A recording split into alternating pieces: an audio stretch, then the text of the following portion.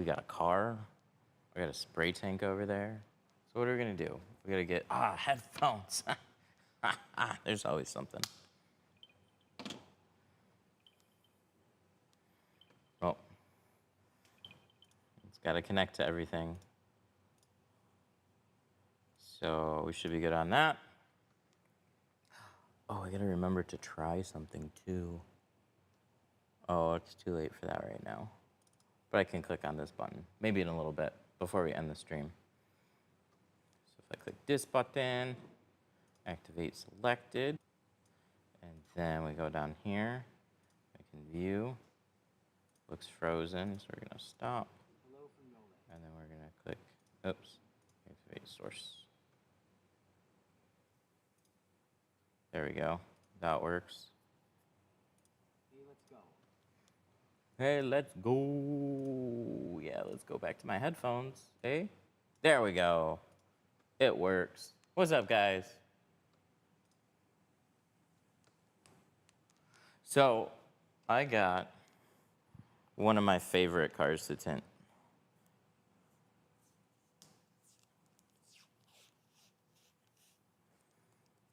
I used to get a ton of these fusions, like this specific type of fusion. Oh, we used to get so many of these a day. These are very straightforward. One of my favorite cars to tint. I put this up there with the Malibus. I tried tinting for the first time. Yeah, let me turn this down a little bit.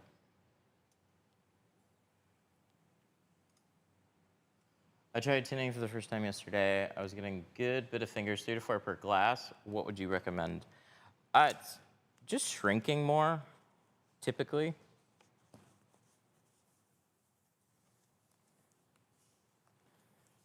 When it comes time to shrink this window, I'll be a little bit more clear, because you can effectively just under-shrink it, and then you'll have that problem. Like, you need to make sure that you're getting some fingers, and a lot of times what I see is when people start shrinking for the first time, for whatever reason, you're just not getting the fingers that you should be. Some of that has to do with how you're squeegeeing it onto the window.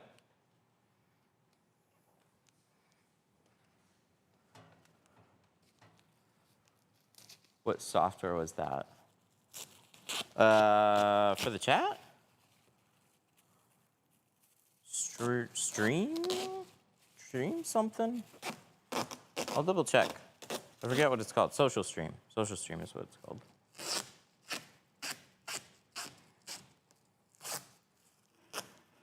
I sent you a message on your website, see if you ship to France. Nobody replied to me. Oh, I'm sorry about that. We do not currently. We don't do any international except for Canada.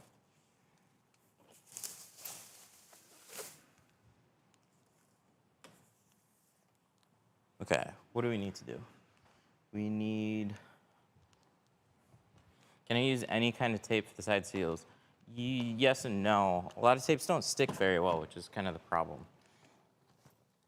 They get wet, they fall off. There are guys that are using painter's tape. Just try and find something with an aggressive adhesive, or use, here.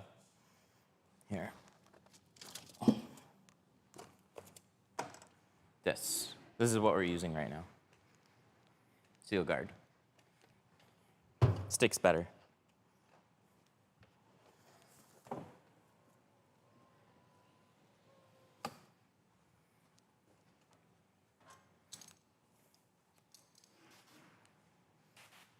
Thank you for the heart. I appreciate it. That's a big one, isn't it?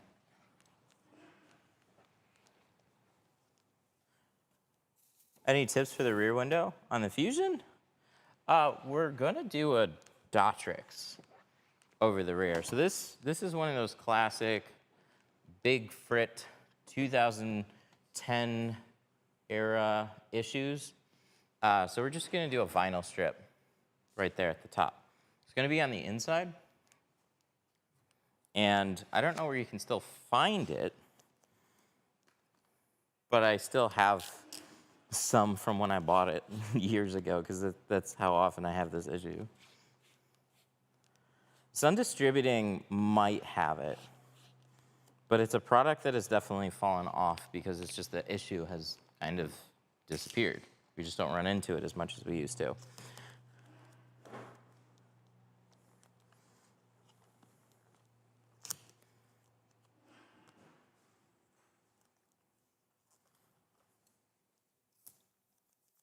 You could probably get just a soft black vinyl and put it on the inside. I don't know exactly what one to recommend. You can ask in our group, though, if anybody has like a particular one that they like to use. I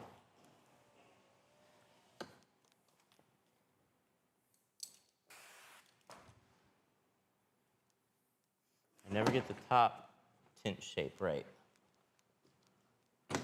Like on the door glass? Trying to hand cut?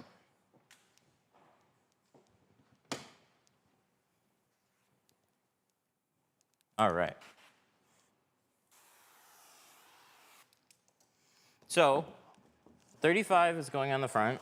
We're going to start with a 36-inch roll. Split this in half.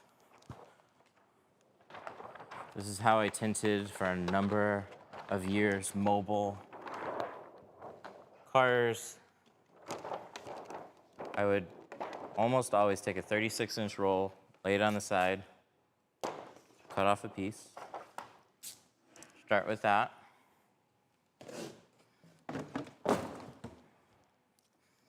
And then I'm going to cover my window most of the way. This has the plastic in the front, so I'll cover the rest of it once we cut our piece. So I line it up about where it's going to go, and it helps to actually have it tilted slightly this way. So when you trim it,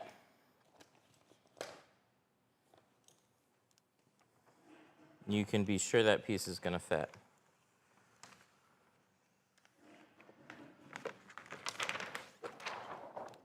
So then we're going to flip this around, layer it over, and bah! Perfect. Looking to buy my first plotter, what would you recommend getting? Depends on the budget, really. If you're like $2 to $3 grand, probably the new Workhorse 3. If you got like $4 to $5 grand, then actually like $4 grand is probably going to be a Jag. $5 grand, $5 to $6 grand. It's going to be like a smaller graph tech. Thank you for the heart. Appreciate it.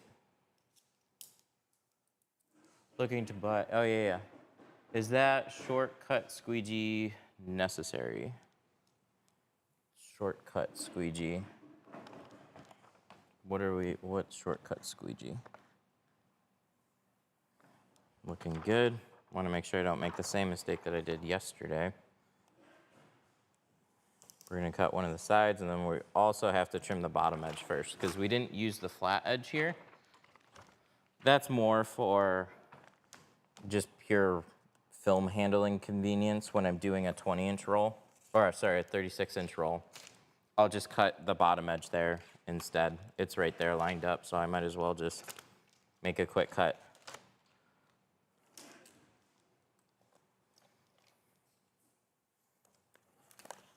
Noticeable difference between the Workhorse and the GraphTech. So I have not seen the Workhorse 3 in person. They have adopted a lot of the features, which is cool. They basically took a budget machine and added handy features to it. So I don't know exactly how like the build is going to vary. So like when you're using it in person, but you should have a lot of the exact same types of features now. Like better roller positions, presets. I think it's got a one-button startup. I think they even put a touchscreen on it too, which is something that GraphTech doesn't have. But they basically wanted to take a budget machine and make it more tinter friendly. All the budget machines are like really geared towards basic vinyl cutting. So they worked with window tint, but they weren't made for window tint.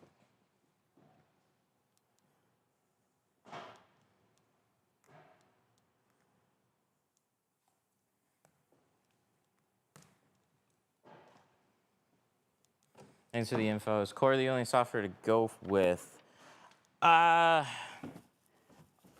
There's people that'll give more recommendations. I get really frustrated at software. So Core has been the absolute best that I've used. A lot of them will tend to let me down. I would pick between Core or Computer Cut. Basically, if I had a hard time getting Core, I would just jump on Computer Cut for a while.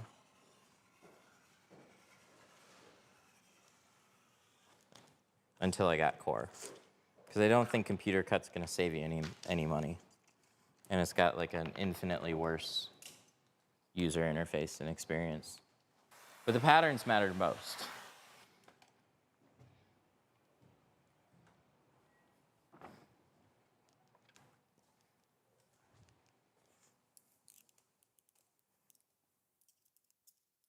All right, so let's trim up our pattern here. And then I gotta remember, I gotta tape the other side before I try and take a pattern over there.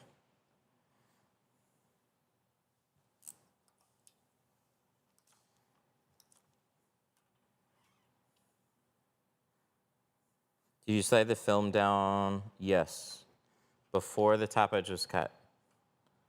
So you want to overlap the sides, and you also want to overlap the bottom.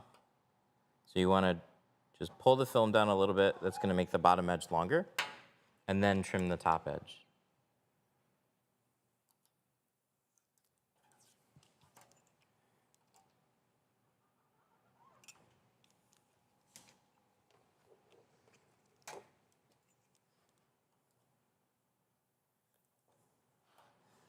Yeah, on this one, the reason I cut the bottom edge first was because I didn't have a straight line.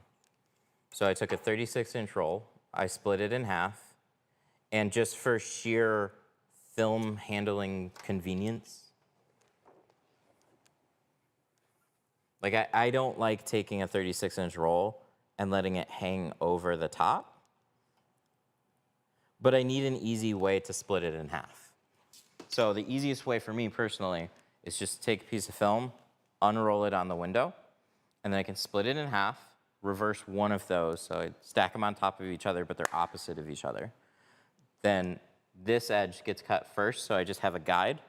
Then I'll cut one of the side edges, doesn't matter, but I'll cut it, and then I'll shift it over in that same direction, then cut it here, and then shift it back a little bit, so I got overlap on the sides, and then this is still flush, but then I slide it down, tack it, roll the window down, cut the top edge.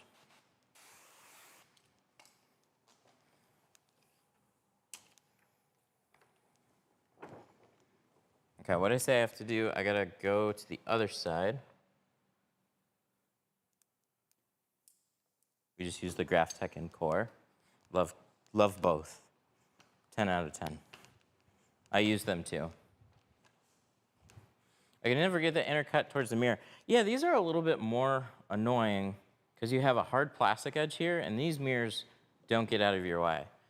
What I'll do is, like, it helps to have this cut ahead of time, so then it doesn't bunch up, but I'll take the excess film and I'll just curl it outward, so I always have extra film. But I don't need to make this entire cut. I could make half a cut and know exactly where this edge is gonna be. So I just need to kind of define where this edge is without necessarily having to crunch it into the bottom corner.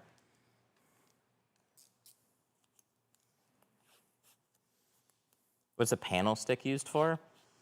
A lot of guys will use them just for prying back seals and panels and stuff. It's just a work tool. We picked those up a long time ago by popular demand. I use them to also tuck in towels. Just like a push stick, bone tool. Huh? A push stick. No push dick. Push dick. Shit.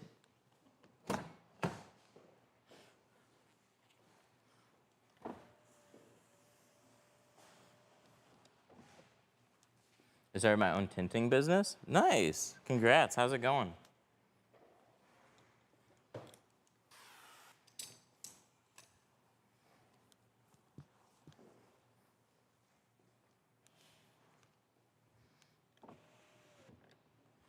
Oh, the classic Sirius XM sticker still hanging on there. No, I don't think it's faded. No peeling, no fade. Sirius should make some window tint. They've made the most annoying sticker. Slowly, I know the feeling. It slowed down for us around this time. Back to school, starts getting a little cooler outside. I don't know, it's just time of year. Summer rush is over. I want to start my own tinting business, but I'm scared. What if it doesn't do good? That's always the challenge with business. It might not do good. But you can offset your risk as much as possible. So like I was nervous moving into this shop. I didn't need this much space. I mean, look at how much space we got. Like, I didn't need all that moving in here.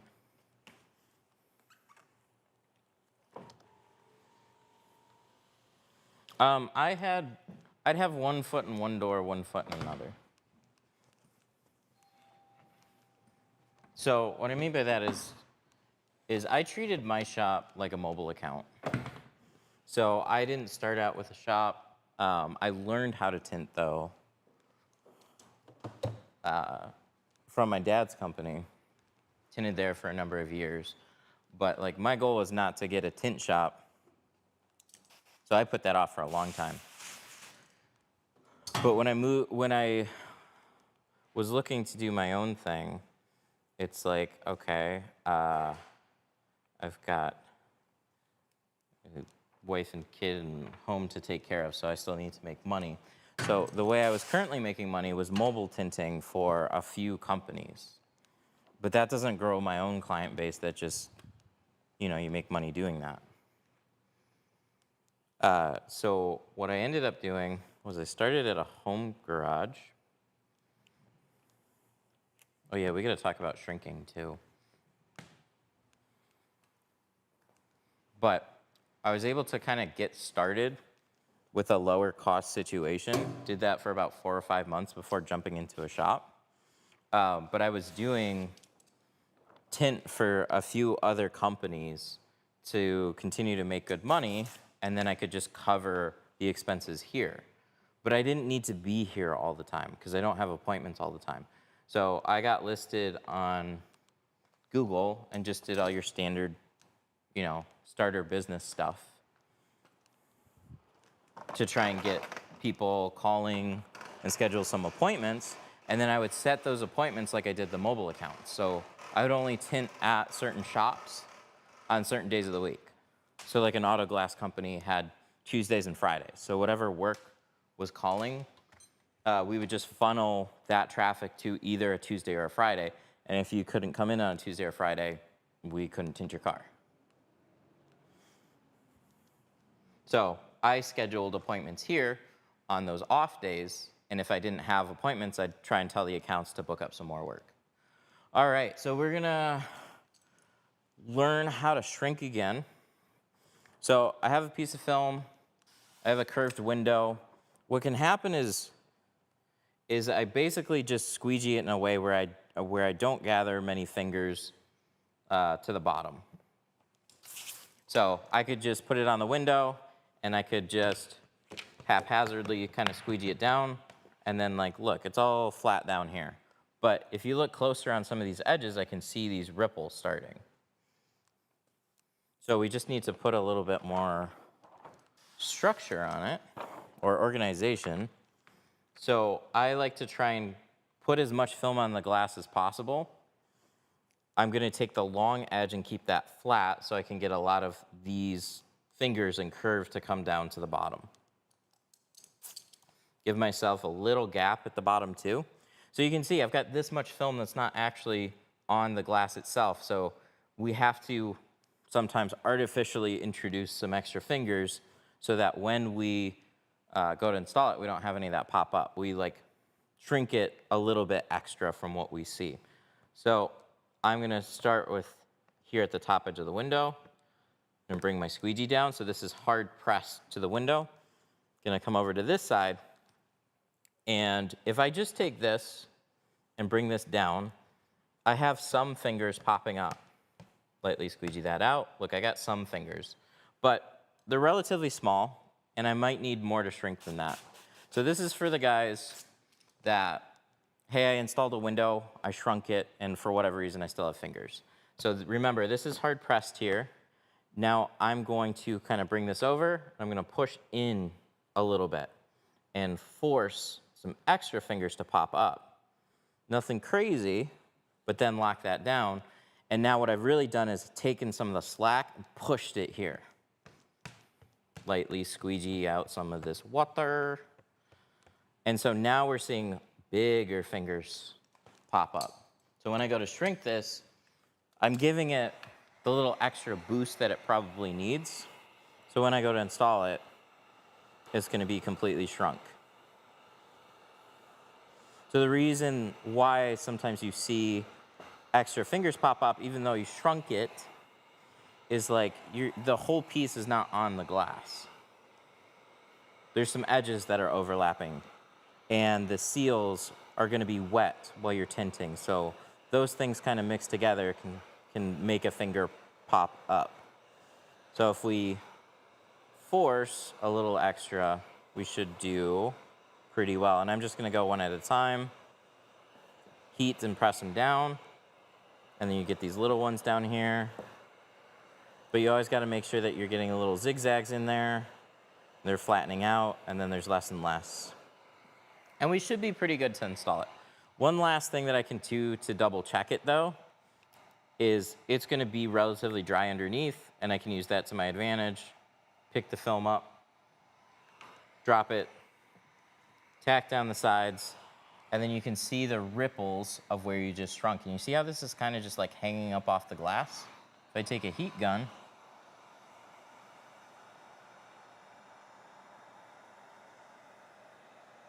give that some heat right at the bottom, and now that all tightens up. And we should be good. We shouldn't have any fingers that pop up. If we do, it should be very insignificant.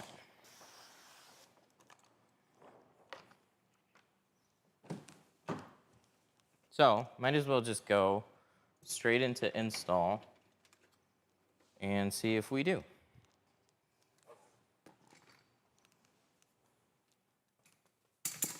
Can you do that on a back window as well?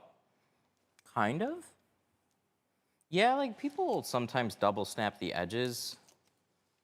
But with the back window, you are using a dryer sheet. Or dry shrinking. So I'll still touch up the edges a little bit, but the back windows and windshields, you shouldn't necessarily have to lift the film back up to retouch up the edge. But if you do like, hey, I shrunk it, I trimmed it, and then I touched up the edges and I still have fingers popping up, I'm not sure why, then yeah, you could.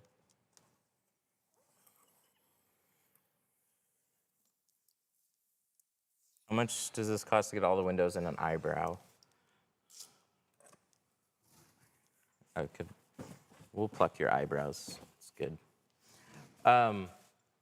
So depending on the film, all the sides and rear would start at $299, and then the windshield strip or eyebrow would be an additional $80.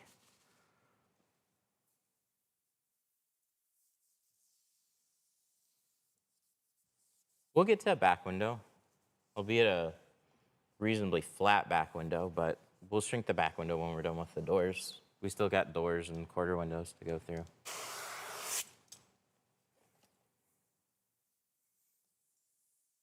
How much training before you got used to tint? I feel like I was a pretty slow learner. but I kind of got obsessive about it. It's hard to remember the first year, but I feel like it was about a year before I felt competent. But they're just, like, I was literally going into work and talking to the tinter there.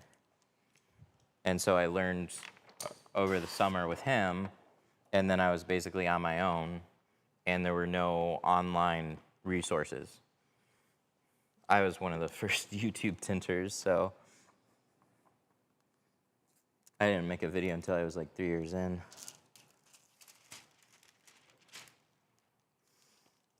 Your dad tint? No, my dad's a business owner. He's good at delegating.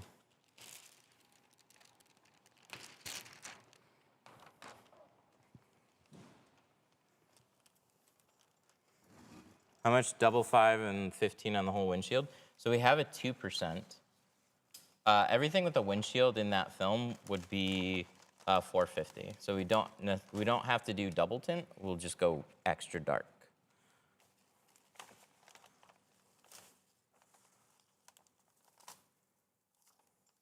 Do you take apprentices? We have a single-day sessions and 3-day sessions, 3-day classes if you're interested. But I don't have any official apprenticeships. All the training, or the majority of the training is through these videos, so like, ask away.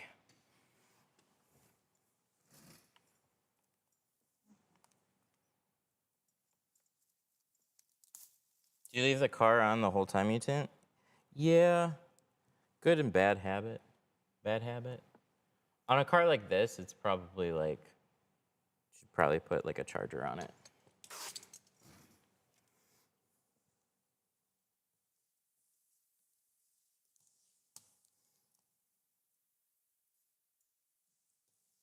If I were to put money on a car that would probably die within the amount of time that we tinted it recently, it'd be this one.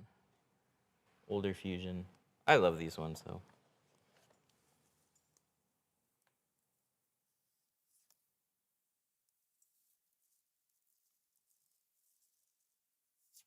Is it a bad idea to tint my car myself if I haven't done it? No.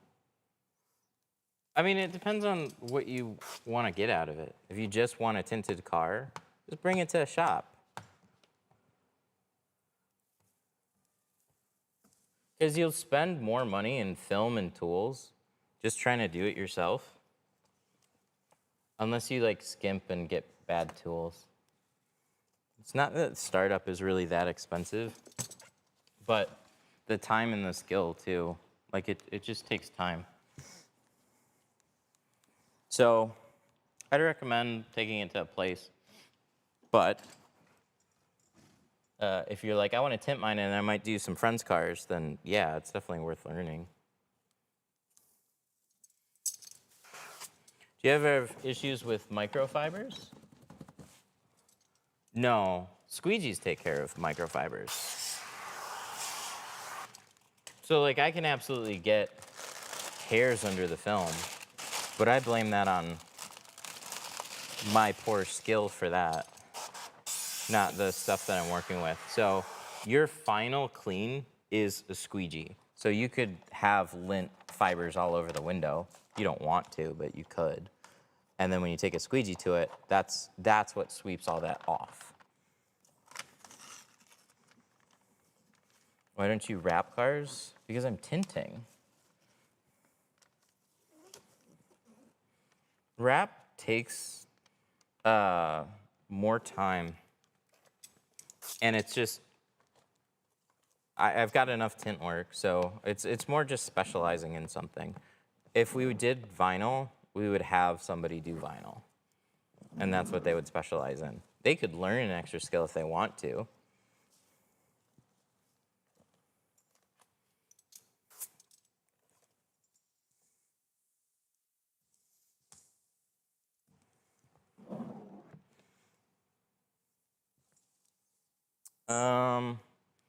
I was quoted $350 from multiple shops near me. such a small car. Unfortunately, even if even if the window is smaller, it doesn't make it easier. So I still have the exact same number of steps whether or not the window is this big or it's this big. This one's $450 for all the sides and the rear, but he went for our best ceramic. So it's just prices are gonna vary based on like where you are in shop. But even on a small car, there's still gonna be a very similar amount of time versus a big car.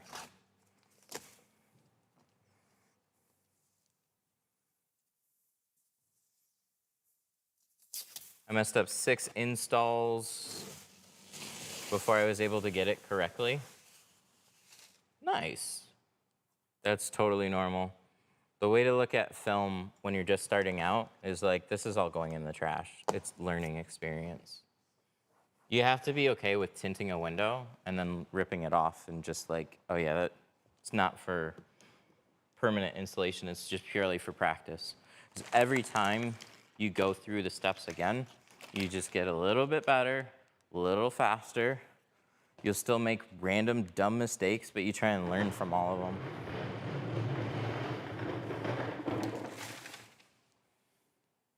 Tint like that in Germany is not allowed. That's sad. Do they not allow remote starts in Germany? Is that why they're not typically on German cars here? I think that's what I heard. Breezy, thank you for the hearts, appreciate it. Oh, we need a darker film. This is 35 on the front, we need to grab a 5.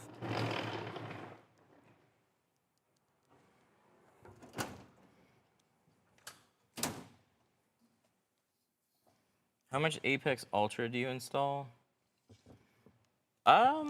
A fair amount.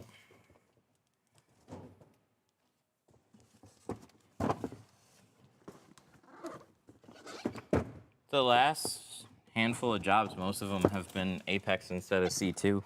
Yesterday we did a carbon job.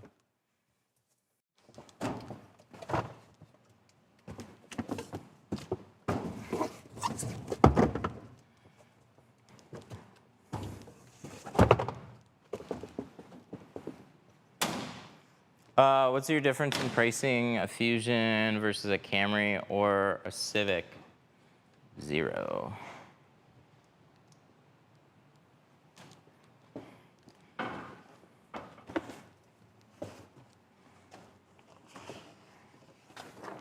How much would it cost on 4 sides and window and 15 on the front and back? On your average car like this, if we're doing everything with a windshield, it starts at $450. $550 for our single layer ceramic and $650 for our dual layer. And then you can pick whatever shades that you want. 15's kind of dark for a windshield. It'd be cool though. But 15's kind of dark for a windshield. All right, so I took a piece of film, I put it on the car, and see how I just let it hang on the door here?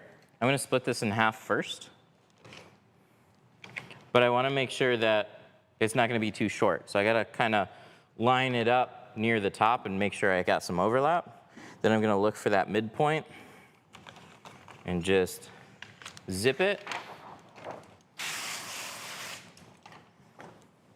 What are your thoughts on the important sauce? I mean, I haven't used it, but I love the idea. The idea is great. It's like what we do with tapes. So I have tapes on the inside seals right here. So when I'm installing it, it helps keep contaminants out. So having like a gel spray that you can line the window with to help keeping, you know, because this runs. So it just drips and runs. So having a gel that you can kind of like seal up the edges with, I think is a great idea.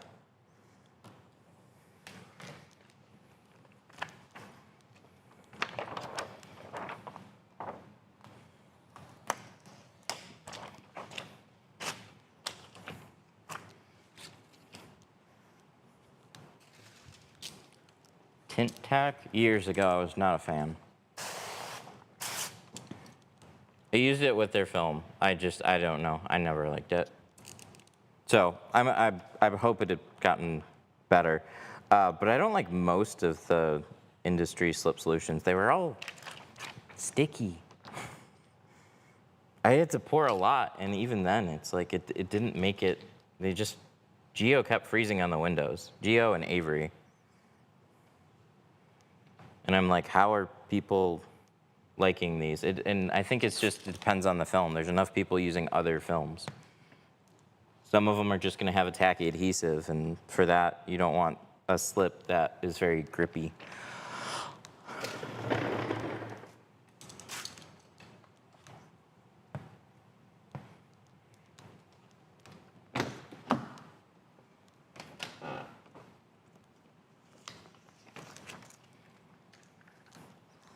Oh, like a 2-door car versus a 4-door car on pricing? So it's totally normal to have some differences in your pricing.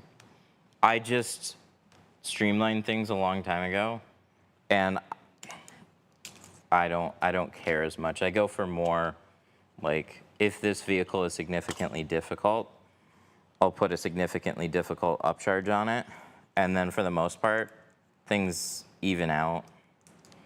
But it's very normal to charge like $50 more for like a larger SUV because you're using more material or something like that. All right, we're gonna cut this top edge. I just swapped out the blade. When I cut this, we're gonna be using the blade, obviously, but we're also gonna be using the blade holder.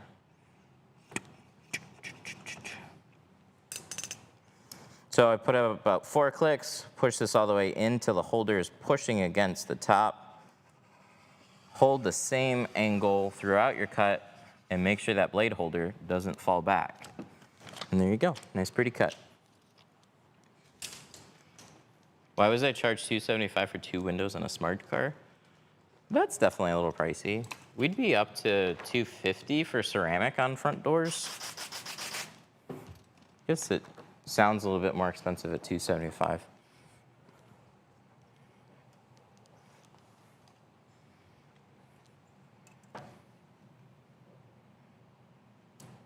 But you just went to, like, I have to imagine you went to just a more premium place and you didn't do any shopping around. You just liked the place and wanted to go.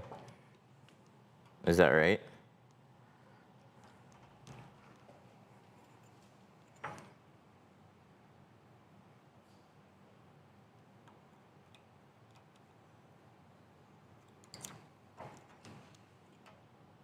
They did it in an industrial building? Yeah, but was it a nice industrial building or was it just like weird? How'd you get there? Why'd you go? That's what I'm trying to get at.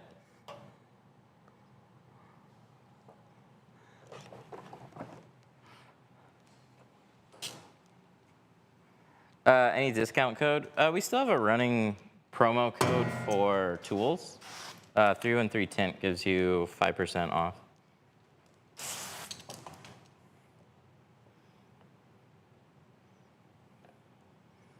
Heard them on the radio. Oh, wow.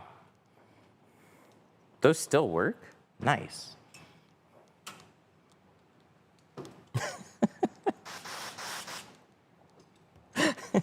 It's just kind of funny. Like, I'm typically one to like do a little bit of searching on anywhere that I'm going. I just called the number and I just went.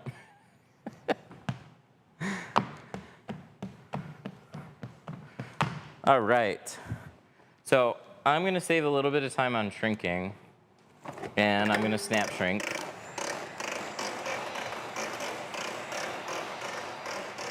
I always get a deeper cut on the sides of the pattern where I put the blade. So if you're getting like a notch, you're starting your knife too far out. And then you're letting it trail in. It's a really easy fix.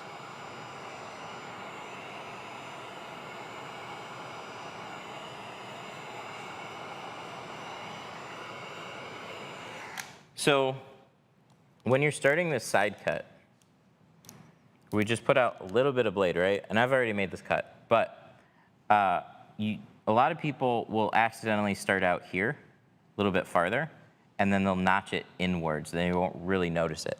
You want to take your finger and make sure that tint is pressed, and you can see that, you see that line there? That's where the very edge of my seal is. You don't want to start outside that line. You have to start basically directly on that line, and then you won't notch it. Did I shrink this yet? Damn it. Quoted 500 for an 06 A4 for tinting only the back window. What? Tinting only the back window. Oh. 500 for the back windows. So like this and back was 500 on that?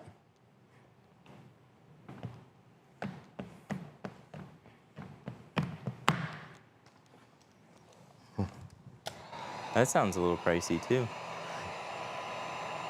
Do you charge, we do that whole thing with the windshield for $450, but depends on the film. So if you're going for like their ultimate super plus extra,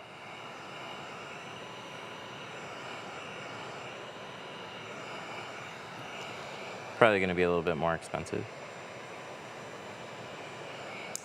There we go, that one's all shrunk. Is there any way to get these words off the, is there any way? Yeah, you're on YT. It's just like, I think you can swipe to the side or something. Like you can click the full screen button.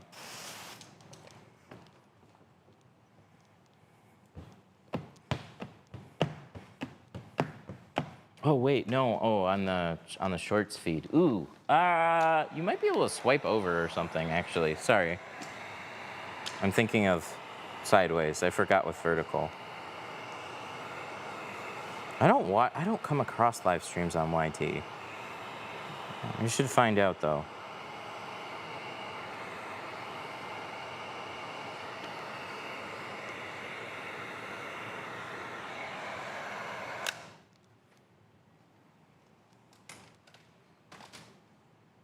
Oh, but it's in Switzerland, so pays higher. I was just wondering if it's about right. I would take him to do, oh, I was just wondering if it's about right that it would take him about half a day to do. Yeah, everybody's different. We'd have it done like in a couple of hours, but like you're up to the mercy of the installer. So whatever they tell you is whatever they tell you. I'm in Switzerland. I need, when people type comments, I need there to be a mandatory field to include additional context.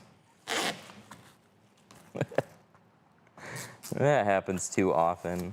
It's like we were just talking about pricing and stuff. Switzerland, I have no idea how expensive anything is there. But yeah, a half day to do a rear half. It's a little on the slow side, but it sounds like they care. And it's an Audi, so it's gonna take a little bit longer, but might just be one of those they plan longer and get it to you faster.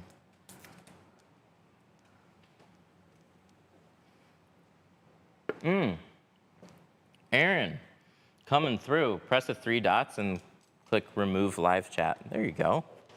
Appreciate that.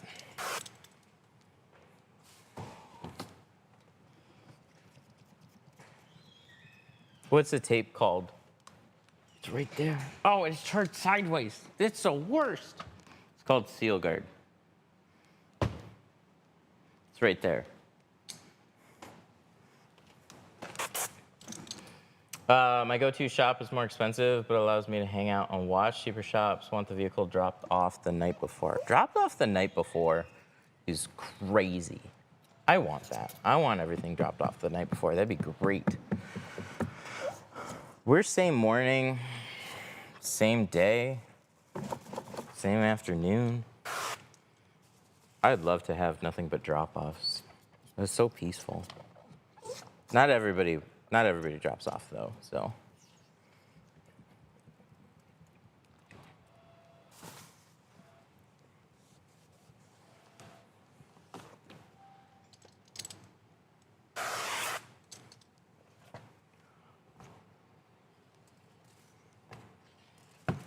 Okay, so I just took a towel and I wiped off the top edge, but somebody earlier asked about lint.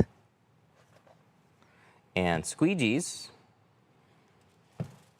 make the window clean. When I do this, I shouldn't have any streaks left behind. It just should be perfectly clean. So the only areas that there's gonna be dirt now is gonna be here and here.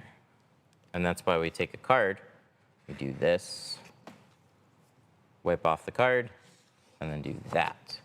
That helps with the majority of it, and then I give it a little flush. Then we spray the whole thing, and then we go to install it. So that's gonna be premium clean. So if I had taken a towel and just dragged it over the whole thing and it left a bunch of fibers and stuff, the squeegee is what fixes that. Thanks for keeping my comments. I'm leaving. Have a good day.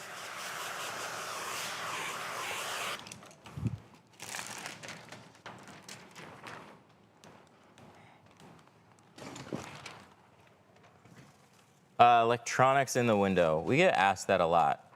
We do door covers. There's still water that goes down in between, but I'm gonna, do you want me to pull the veil off of your own car? You don't want me to, do you?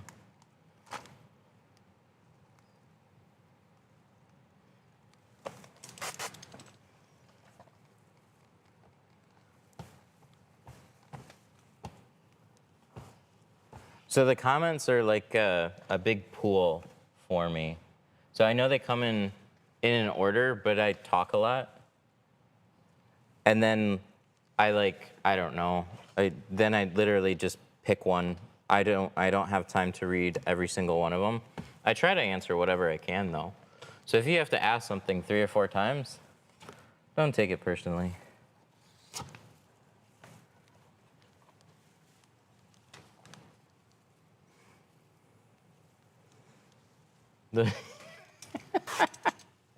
The shop that my wife took her car to, they told her not to roll the windows down for 2 weeks.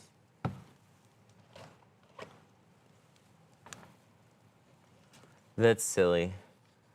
Dude, this drove me crazy. So I tinted for a shop, and there's no reason for this. This is so stupid. On the actual card that they would give them, they would say, leave the windows up for 30 days, and you can clean your, days till I can clean my windows, 1. It's like, this is stupid. Just say leave 4 or 5 days up to a week, and it's like, well, Avery's official blah, blah, blah says 30. I'm like, no, it doesn't take 30 days for Avery film to dry out. And they're like, well, that's what it says, so that's what I'm leaving. Okay, it's dumb. Yeah, 2 weeks is crazy. You just inconvenience the customers. Film's gonna dry out fairly quickly. In the wintertime, when it's frozen outside, it's obviously gonna take longer and people aren't gonna use their windows as much anyways. In the summertime, your average window film's gonna dry out within a day or 2. And if you have a lot of spots in your windows, they're not gonna get any better. They're gonna get worse. So you give the film a couple days to dry out. And if the tint guy is like, oh yeah, you give it like a month. That guy is fucking with you. There's something wrong with that, and he just wants you to go away. Oh, it'll cure, it'll get lighter. It'll get darker. You just gotta give him more time. That shit's not getting in, it's not changing. All right, we're gonna pull out a special blade. I'm gonna trim back the fusion quarter. I'm wondering if I should have done this off stream before, but we're gonna make a slight modification to it. I'm gonna use a sharper blade. If I give you 1 hour to tint for 1,000, can you manage it? I don't know, maybe. How much work? You just said like one 1 hour for tint. What are we tinting? We doing a quarter window? I think I manage that. Okay, so on these quarter windows, this was really stupid from the old Fusions. Why have this much rubber? You can't even take a towel and clean this out. Remove the quarter, it takes like 10 minutes. Yeah, we went over that. It's fine on this one. We're doing limo. It's fine. We're making a clean mod.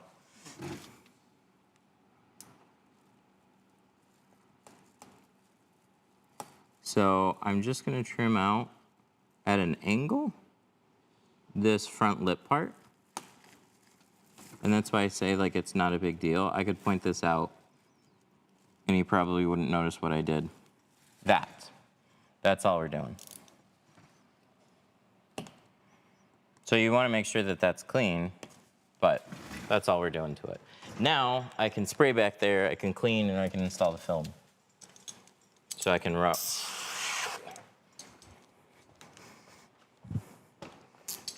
Because otherwise I couldn't do this. See how water can rush back there now? It's great. That's what we want. Can get some tools back there. I trim them back. I will die on this hill with you. Thank you for standing brave with me, sir.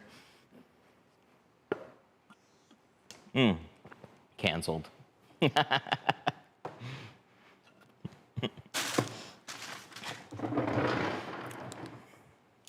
I know it. I'm canceled. Guys, that's it. That's it for today. Okay, we need some film.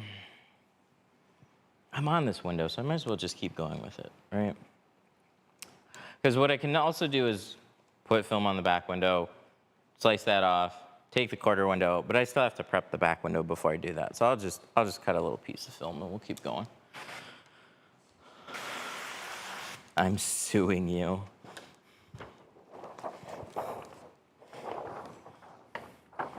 What about if you're getting a remote start and somebody's got to run a wire through the firewall and then they drill a hole through your firewall? It's an installation mod. I cut the gasket on this. Oh, I don't even have to. Just on the quarter.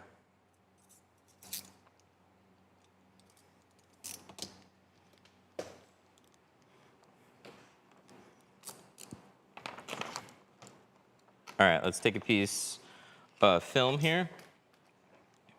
Let's put this on the side. This is gonna be for the other, nope, lawsuit. I didn't even know how you'd do that. He trimmed back, so why don't you just demand that he replaces it? Lawsuit.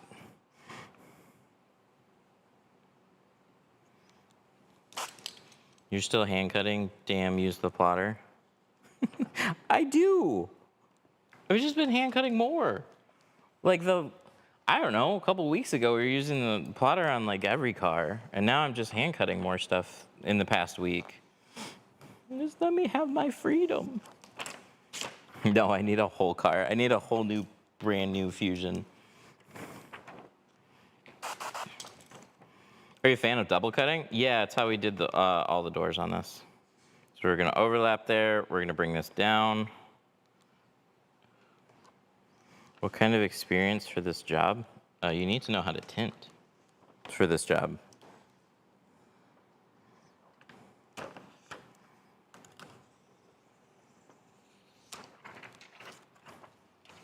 I want to hear his answer. What was the question?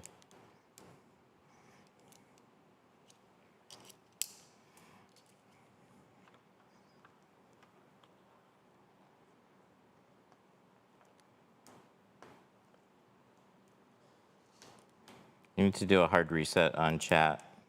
We're getting a lot of overlapping questions and stuff. There we go, trim that. And then I'm gonna fix my edges. See that? We're gonna cut the tabs off of it. Nice clean shop, thank you. Oh, but you got like an X in front of your name. You see that? So it looks like nice clean looking shop. Not.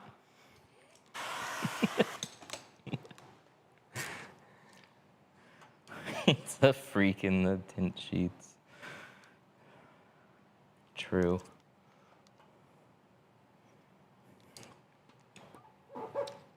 Are you drop off only? No, we got a waiting area too.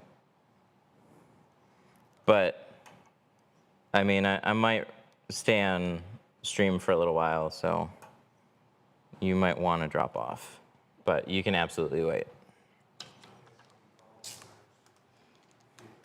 What state are you in?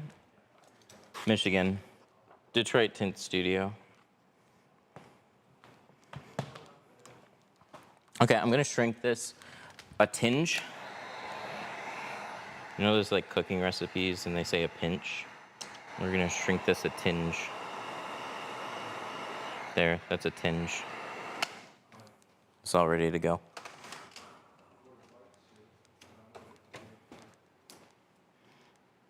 Nice of you to be transparent. But we're doing 5%.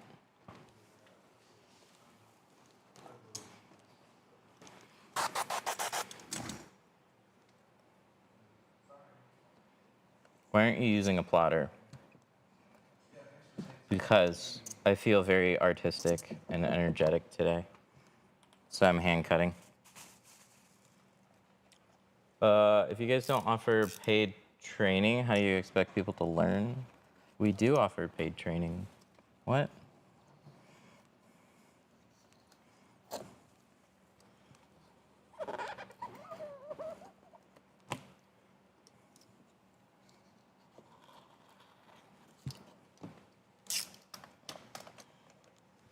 Some of these questions, SMH, I agree. I look at a lot of chat. I'm getting confused today. You guys are all over the place. Looking for a plotter, where can I get one?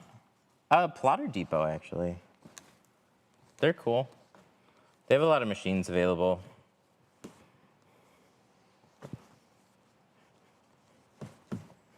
Okay, so we're gonna cross our fingers that this one goes well. It might not.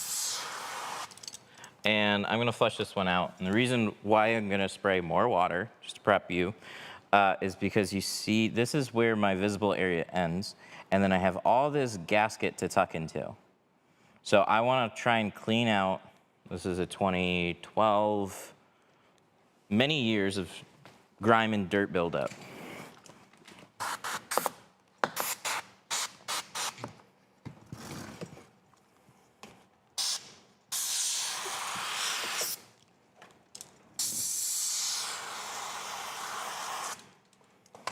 Can you come tint my home windows? No, I like my bat cave.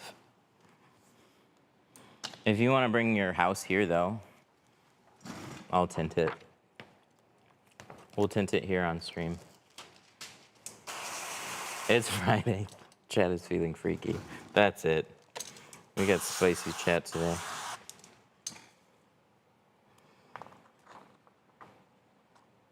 What got you in the business? Circumstances. My dad had an auto accessories company. They did window tint. I got a summer job a few years in a row detailing cars, and then I would just talk to the installers. And then people quit. Then they start to teach you things. You just hang around and you climb up. And I hung around long enough for the window tinter to quit. Look at this. Look how pretty that is. I didn't do it as a way to get into window tinting. It was just like, hey, the window tinter quit. Do you want to learn? Do you want to make? How they led was, do you want to make more money? I was like, sure. I'm like, do you want to learn window tinting? I guess so. And so I got some training.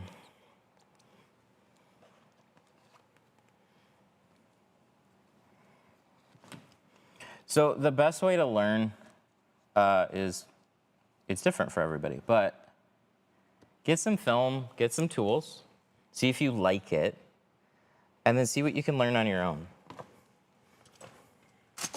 Watch videos, find a technique or an installer that you like, and just try and mimic what they do.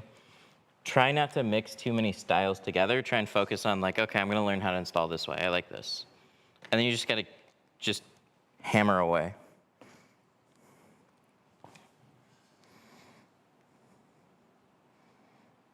That's awesome. That's how I got stuck selling cars.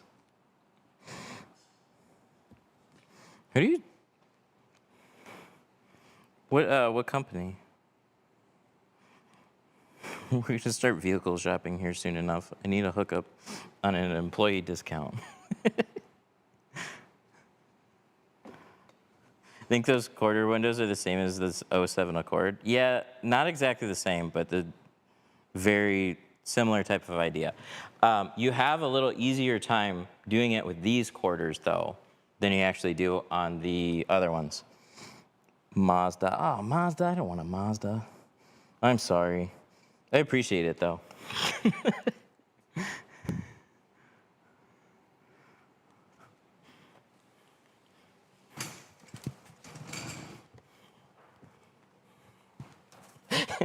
He's probably like, oh.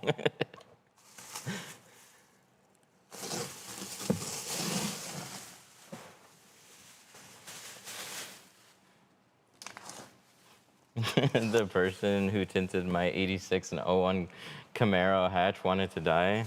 Same with my '89 Vet. You're the worst. Sorry, you're not actually the worst customer, but yeah, I don't want you as a customer. There's too much annoying old vehicles for me. I'm good, thanks. I have friends at other dealers. Hey, okay.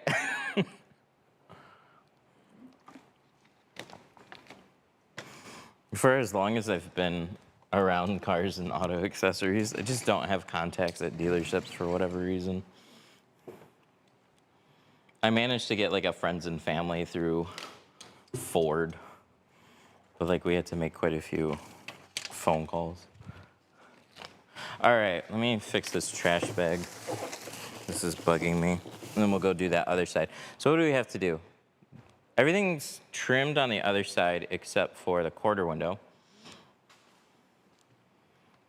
We got this back window that I need to take some time for. So let me hop in here. There's just a little piece of tape that we gotta take care of.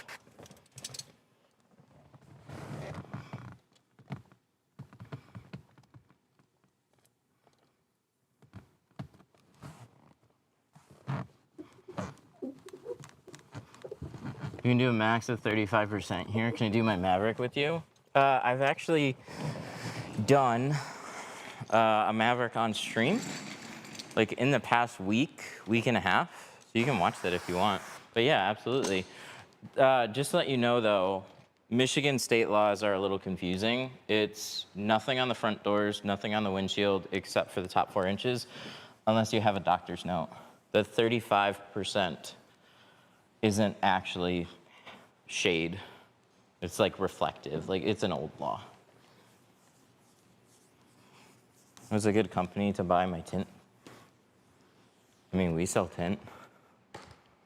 I like to think we're good too, but I don't know.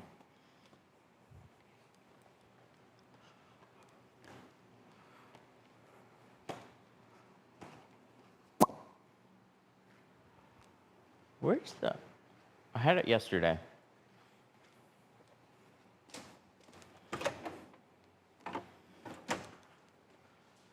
You don't want to answer. What was the question? Who don't I want to answer?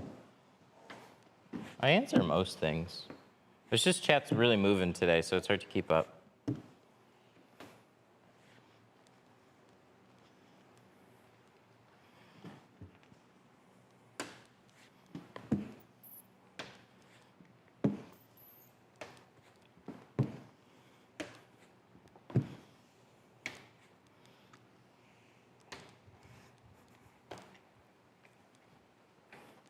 Can you tint over water spots?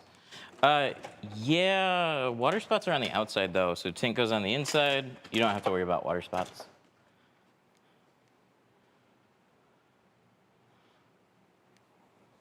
What camera are you using? An iPhone?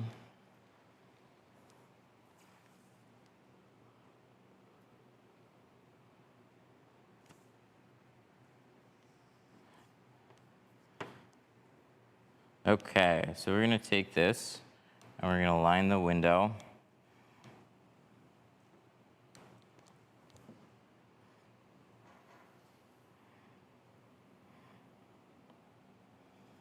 You can slow down chat. Yeah, but then it'll get so far away. I'm gonna be answering questions from like the beginning of the stream. Just ask it again if it's that important.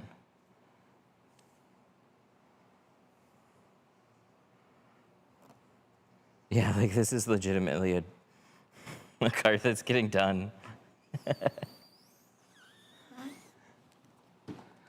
I have to use a couple brain cells to think sometimes.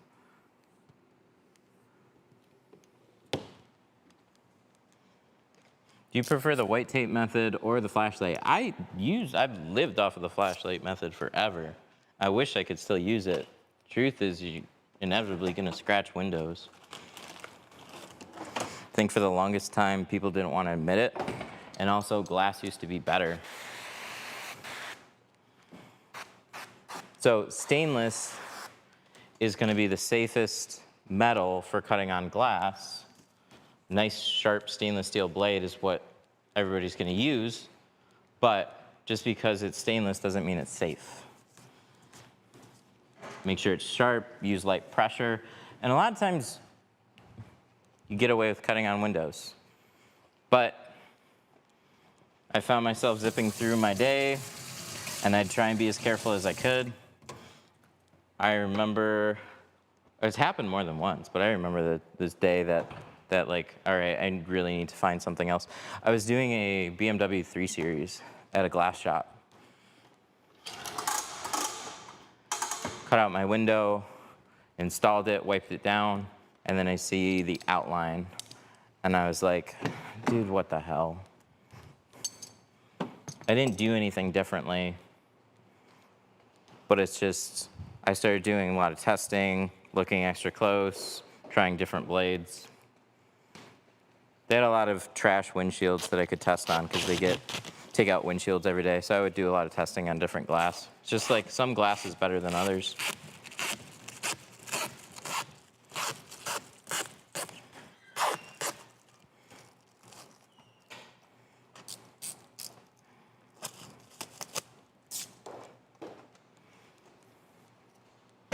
Okay. We need a stool. We got a sprayer. We need a towel and a razor blade. Okay, so we have a towel, we need a razor blade, and then we're good.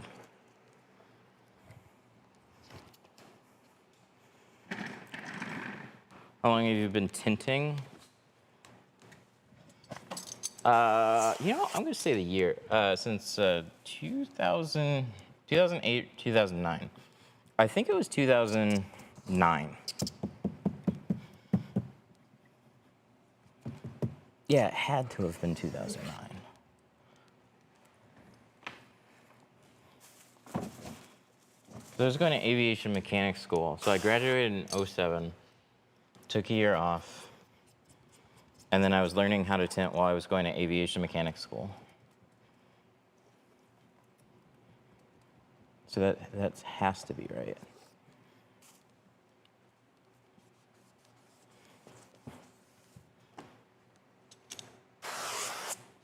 All right. Take your squeegee.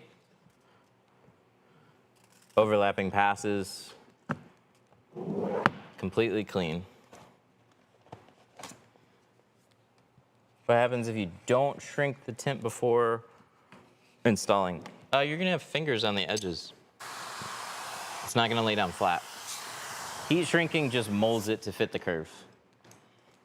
Can you tint my plane? You know, actually no. With aviation, no, I didn't. I thought I was. Even while I was learning how to tint, it was just a job. I wasn't taking it seriously. And then started aviation. There was a couple people that I knew that were in the field for a very long time, and they both got laid off. This is, so 2009, shortly after the housing market crash, and I didn't understand all that going on. So there's just a ton of industries laying off people. Aviation was one of them that slowed down a lot. So if you were a mechanic, that had, you know, a house, a stable income, and a career, and you're very happy with your job, all of a sudden you just didn't have one. And so I was learning how to tint. And I looked at that and I was like, well, shit. At some point, I might have a big old company that's just like, sorry.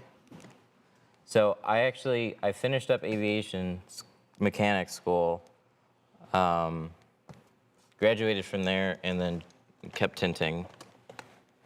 Aviation is airplanes.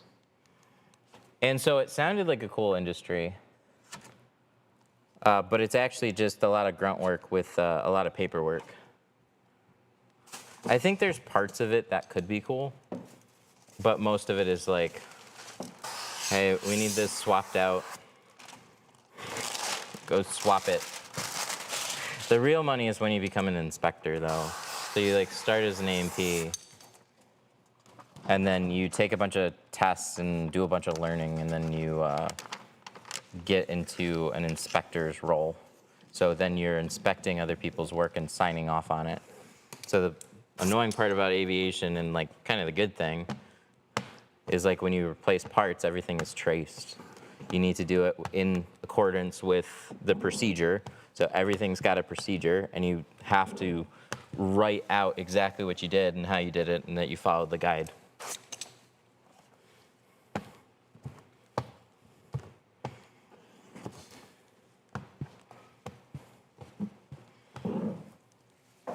Wanted to be a pilot, 120K and financial aid. Oh, yeah. Yeah, being a pilot's incredibly expensive, too. Because it takes a lot of money to teach you. Good old Blue Max. Dude, it's the new Blue Max.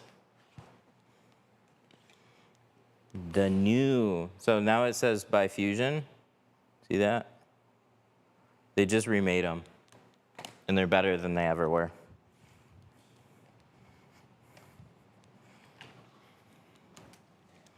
All right, I need everybody in chat to close their eyes for what's about to happen. We did it on the other side, but I know we got a whole new group of people in here. We're gonna trim this back, and it's okay. Just a slight modification. It's gonna look fine. You're not gonna notice it. Personally, I prefer the Orange Crush, but it's all preference. I preferred the Orange Crush over the old Blue Max any day of the week. The new Blue Max,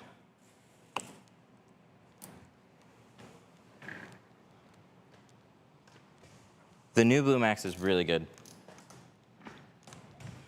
If a plane goes down, isn't the liability on you as an inspector? Yes! That's why it extra sucks. Some people, no, why? Because I don't want to take it out. Dude, he's got... Okay, let me show you. We did this one. Can you see it? No. Can you tell here? No.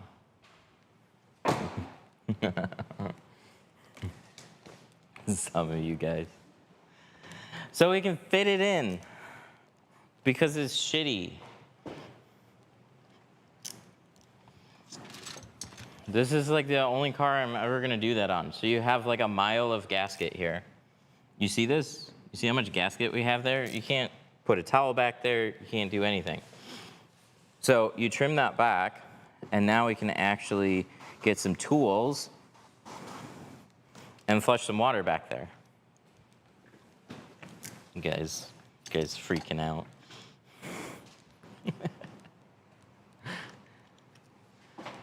Too funny, I know it.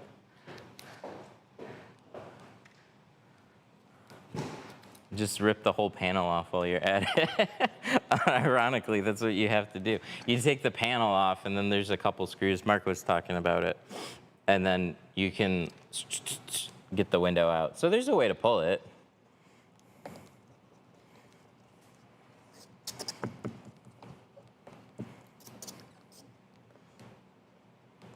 How many people usually work on a car? Typically up to 2.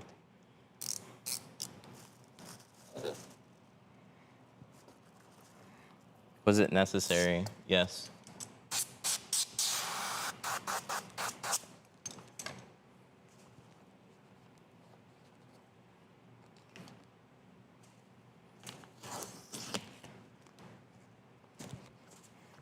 We're doing 5 on the rear. It's okay, in about 30 more seconds, everybody's gonna forget. We're doing 5 on the rear, so I'm gonna cut the pattern out now. I'm taking you to court. I know, there we go. We're back to that.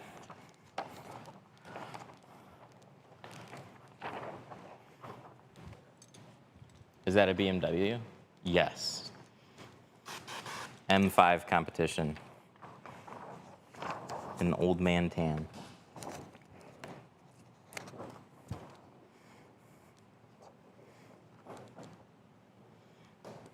Where's the mobile game? It's behind too many paywalls.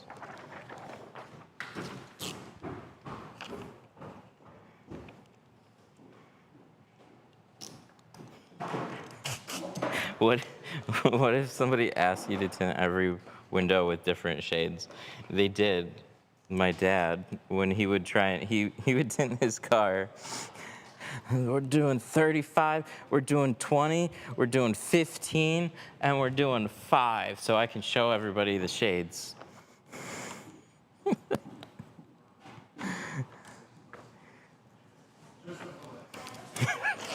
Isn't it though? They told me this was an M5 competition. I don't know, I just tint here.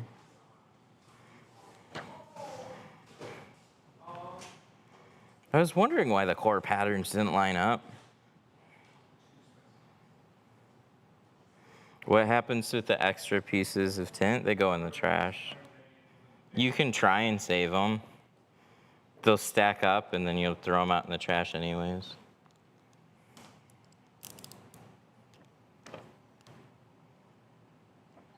Fusion Edition M5 competition.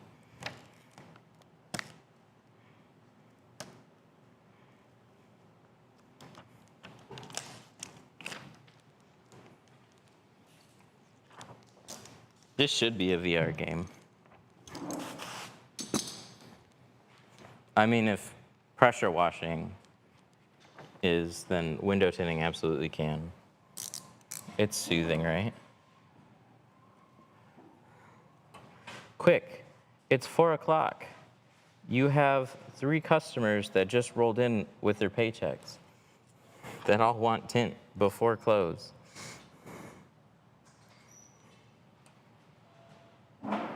A 2005 Grand Prix, an 89 Cutlass. What's the third one? What's the third car, guys? An Impala. Do you carry that clear protective UV tint? Yeah. Yeah, we have a 70% Jetta.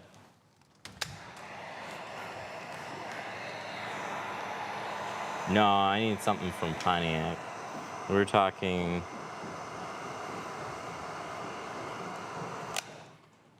There it is. Justice got it.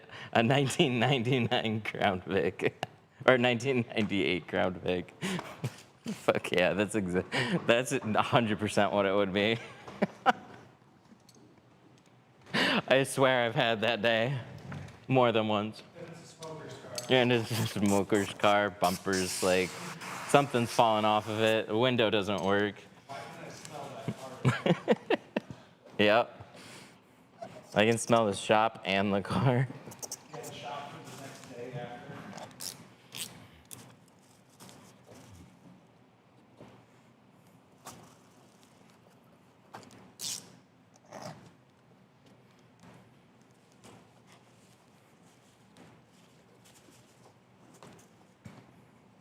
All right, so we're gonna rinse this out. I'll reiterate, we're rinsing it out a bunch because it's super hard to clean back here. This is a 2012. It's the only time it's had any cleaning back there. Do you charge differently for Teslas? A little bit. On your Model 3s, those are with a full back window, it's definitely more expensive. We're getting a 60-inch roll. So we got to figure out this shade ahead of time.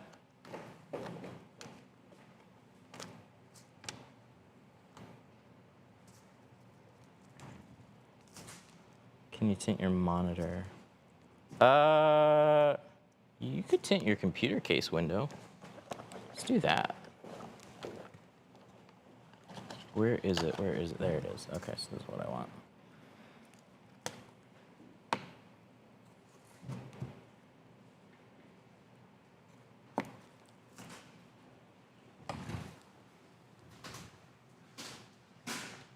Covered. Good. Looks good.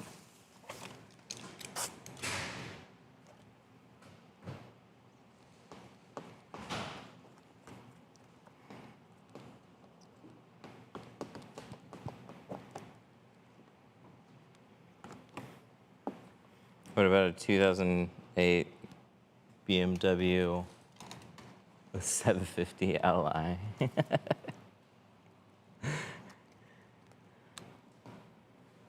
That could definitely be on the menu.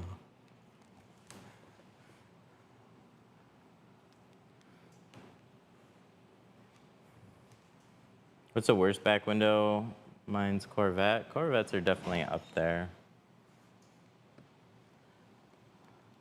I think the worst back window experience that I ever had was probably on a Beretta. I only ever had that car one time. It was at like the end of the day on a Saturday, and I hadn't been tinting for all that long. Did it have a blue or a red interior? Ooh. I want to say it was red. I remember the exterior color was white. Yeah, they were faded. Even they came new faded. The Beretta like curves back towards the bottom, and I just wasn't prepared for that. They brought it in like a regular car, and I didn't know anything about it other than it was just an old car. So, like when you're new, every car is just like, I don't know. We'll see how it goes until you start catching on like what makes a car difficult or not.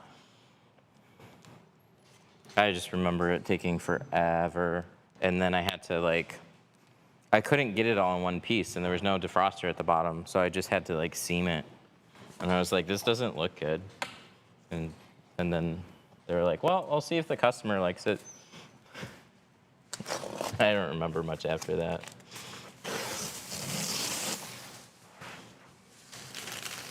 Was it set up to cover the inside of the door panels? We're using a product called Panel Guard. Look at that. Does that look good now? Hassle me about trimming it back. I didn't like it. I didn't like doing that. But you know what? I'll sleep okay.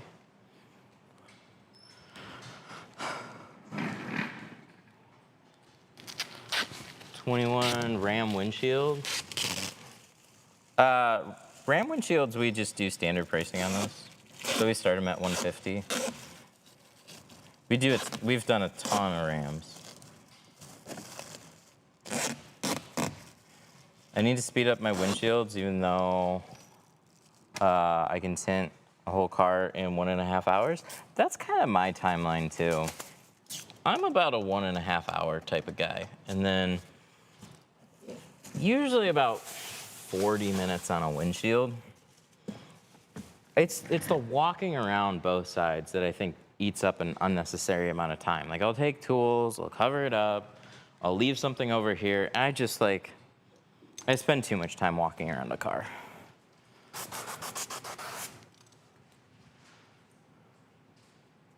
What would you recommend in front side windows with a law of 70% VAT and to stay legal? I mean, you kind of can't do anything. That's the point of that law. So automotive glass, if I put a meter on this, it's going to be anywhere from 75 to 85%. So what they're saying is you really can't put anything on it. Like some companies have a 80 or 90%. So you could keep it legal by putting something like that. But I'll tell you, if they're not actively taking a tint meter during an inspection, you could go with a 70% and nobody's going to notice.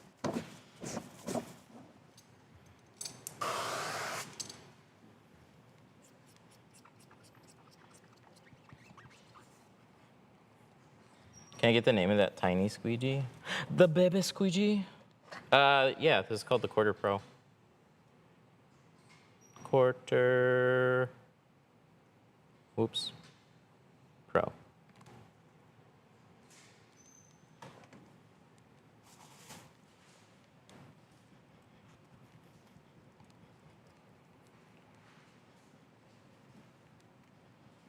Local tint shop refused to ram windshield, scared of getting computer wet. Yeah, I have quite a few videos on it. There was a lot of shops that fried the body control module on those, which is right in here. If you look underneath and look up, you'll be able to see it. But what's dumb is just, you know, they might have had an issue personally, and they're just like, they got spooked, and you're just like, it's not worth it, I'm never doing one again.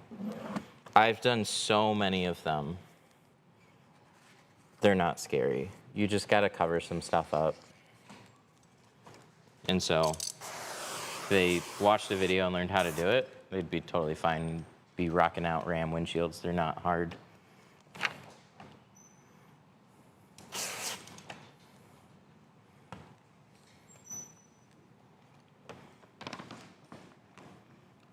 I'm so confused. Is there two windows there? We have the film, and the film isn't installed yet. So there's one window and one piece of film.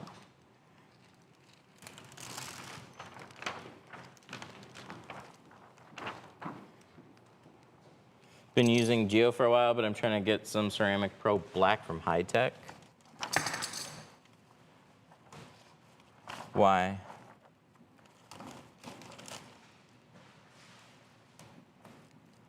You don't like double cutting?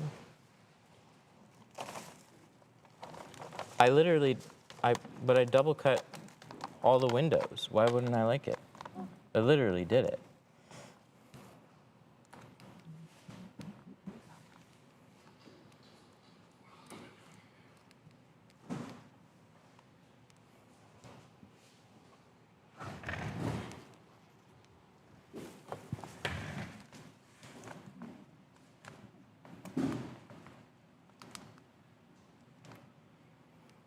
With so much moisture in your workspace, how does mold not take over? Dude, it'll just be way humid. It'll be way more humid than whatever we're spraying. I don't know, it just doesn't happen. Airflow?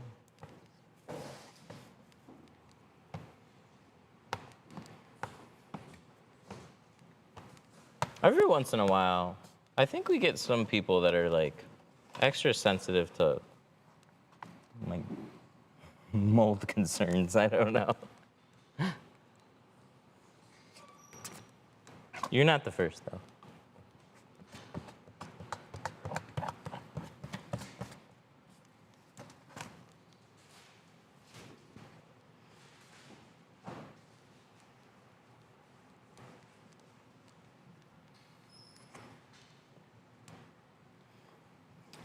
I've been wanting to try out dyed ceramic, but I hear the color in Pro Nano isn't the best.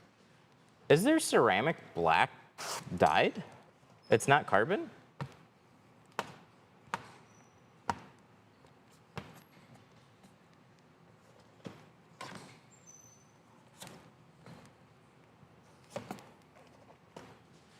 I take 8 hours sitting in a car. Any tips on speeding up? Double cutting patterns is going to be one of the most important things in speeding up your overall time. If you're hand cutting, you kind of have to. So check-in link for the next car. We have an XT4 coming in for the front doors in 30 minutes.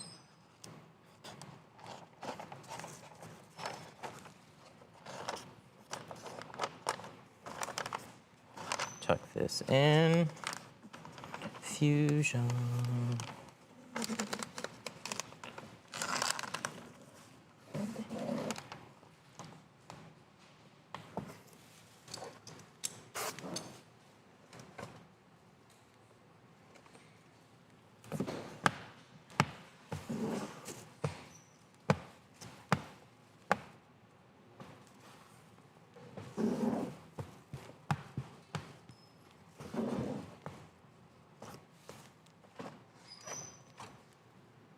We're in Sterling Heights, Detroit Tint Studio. We could definitely do your front doors.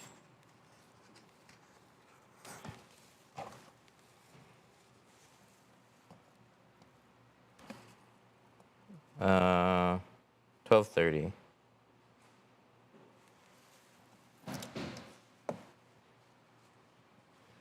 No more smoke machines. I gotta figure out where to plug them into, and I just haven't really looked that hard. The fog machines, we just have too many things plugged in, so we were popping breakers. We had to move some stuff around. Or get the electrical redone.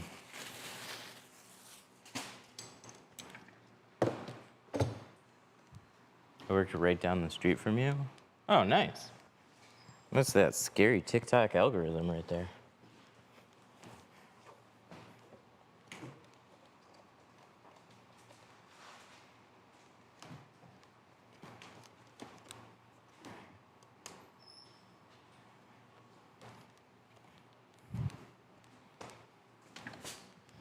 An '03 Tacoma.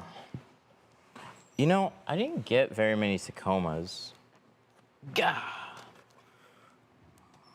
The Sirius XM sticker strikes again. Hang on. We gotta flush this out. And I think we can do it. Although I did tuck it pretty far, so we're gonna see.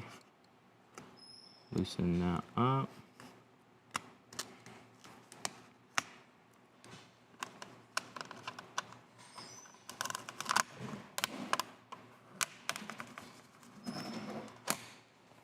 Got a little glue booger that we're gonna try and get out of here. As long as it doesn't do the smear. Sometimes you can have that smear into your tint.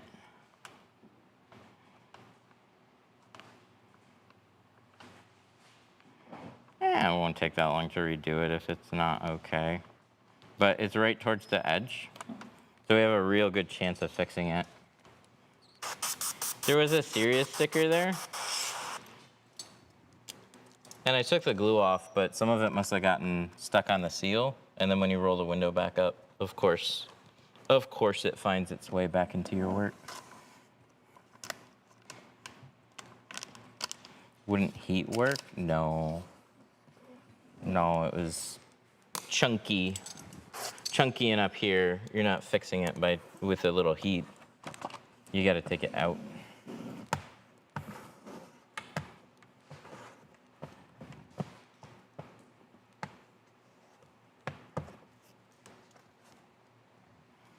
I love to learn. Good. I'm glad. Subtle. What do I want to do?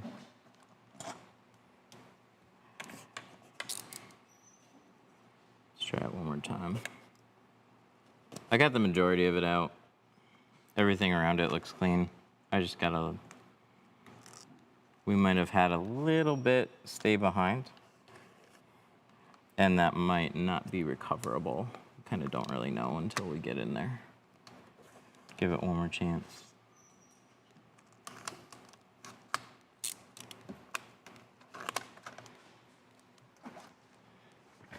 So it's right there, right here. Part of the problem is it's so difficult to see if you actually like touched it up or not. You're going a lot by feel. You don't really know until you squeeze it back out. I think it's here. God, I wish I could see it better.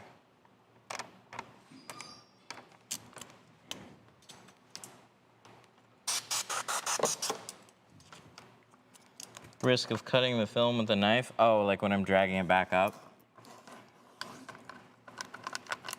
Just throw the car away. Does it mess with it if you peel it and re-stick it? No. What can happen is just getting dirt fed back into the, there it is, that's what I'm looking for.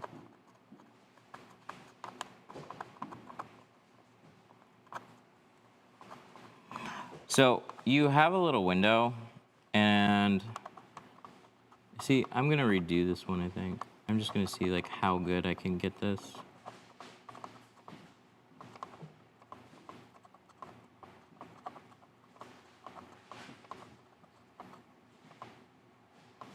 Here we go. This will be a good learning experience. Just redo it. Yeah, I'm pretty much there. I'll get close. I'll show you guys what it looks like. Because I want to see like how good we can get it, which is probably still, yeah, we're going to redo it. So I'll show you what that did though.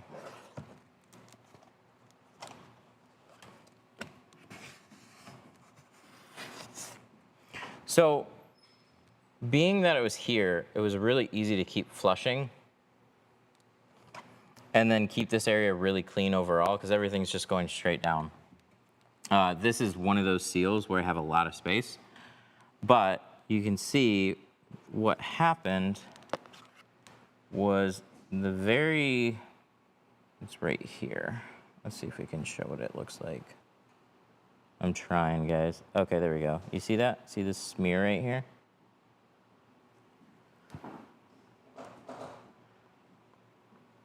We can lighten this up a little bit, but there'll always be a little bit of schmoo right in there. Because what the adhesive does is it grabs onto the tint adhesive, and so they stick together. And so if you had like a little chunk of glue or a rock or something that was there, but you didn't squeegee it down very hard, you could probably just get that, flick it out with your finger, and then it's fine. But the adhesive basically stuck to the other adhesive, and at that point, it's kind of donezo. So we made it look significantly better, but there'd be, the smear itself would kind of clear up a little bit, but you'd see some indentation and some speckle, like a couple little dots right around it. It just, on the driver's door, right there, nah, I don't like it. But now you know. That's why, could you not use the old piece as a stencil? I mean, for part of it, sure. I'm just still gonna be trimming out the top edge on the car. So saving it as a stencil isn't really gonna help that much. Plus, when you're trimming it out, we've shrunk it so it's curved. So it's not gonna lay perfectly flat when we put it on board or something either. Oh no, I stuck it. I did that thing that I didn't want to do. Damn it. We're just having all sorts of fun now. This is where shit starts rolling downhill. That was the old tint that you removed? No, that was the new tint that I just fucked up.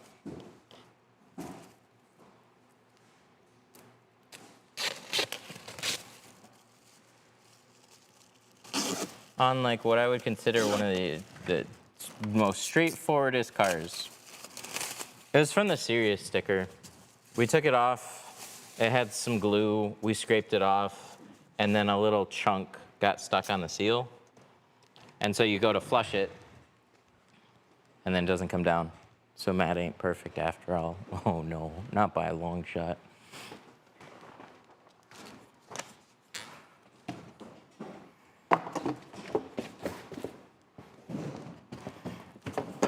I prefer the tape on the door guard, but I prefer the old plastic. Oh, interesting.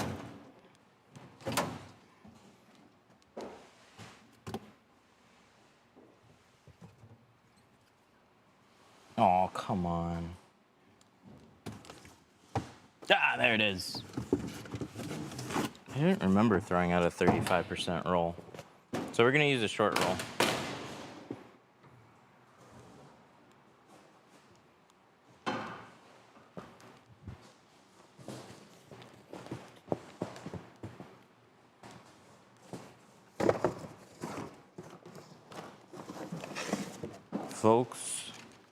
Volkswagen Taos. Ooh, yeah. Anything VW, Audi, not fun. Pretty much always not fun.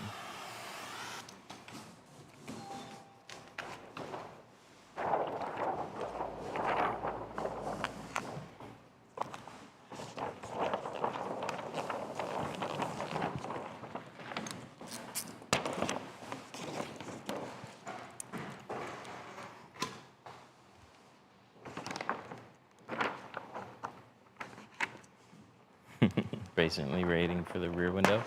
We might get there one of these days. Why don't they make 40-inch rolls in 70% Pro Nano? Oh, don't they anymore? Okay, I'll tell you why. I actually don't know because some of those change, and they did at one point. But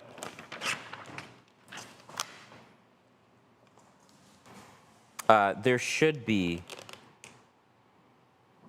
really 40-inch Pro Nano doesn't, or 40-inch of 70% Pro Nano doesn't exist. It is irritating. That one is for sure. I typically get 36, but in a light shade, you want to do it on windshield, but I know why it wouldn't. It has to do with inventory. Window film gets made in either 72 or 60-inch rolls. So they opted for getting 36. And then, or sorry, 72. And then if you split that in half, that's 36. So then when they cut down rolls, they don't have any waste. Because otherwise, you take a 40, and then you either have a 20-inch roll that's never going to get sold.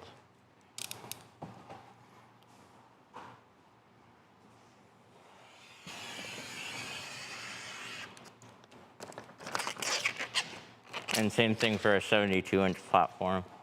Like, you're just going to have extra waste if you cut a 40, a roll that's basically never going to sell.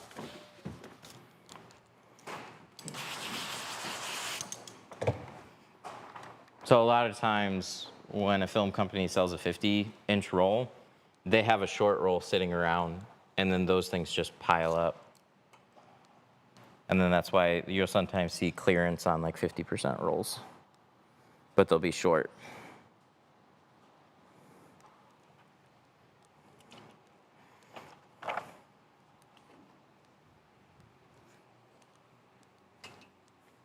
How'd you get your studio? Working hard. It started as just a big open warehouse, and I just added to it. But I didn't do it all at once. I waited a while before we just finished it last year.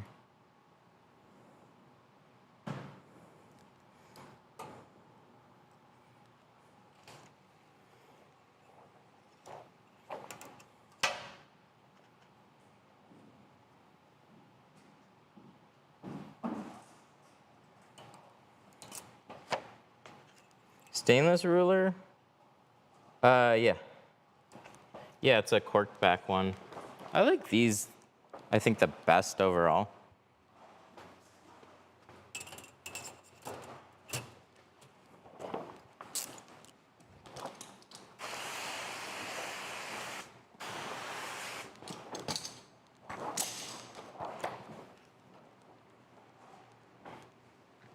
Okay, so we're gonna shrink this.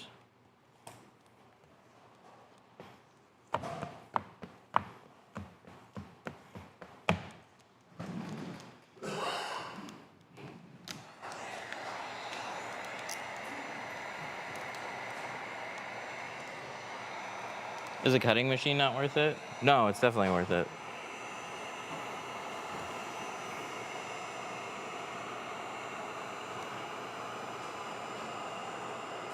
I use it often enough. I just don't use it all the time.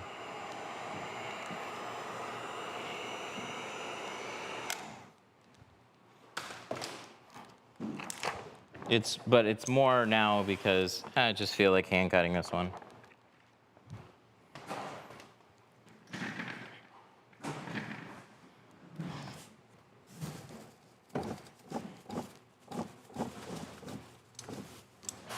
All right. Round 2.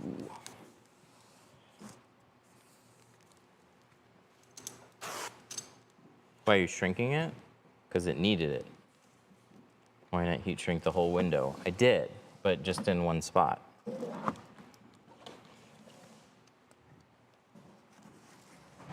There's curve, but there's not an insane amount of curve. It's not a basketball.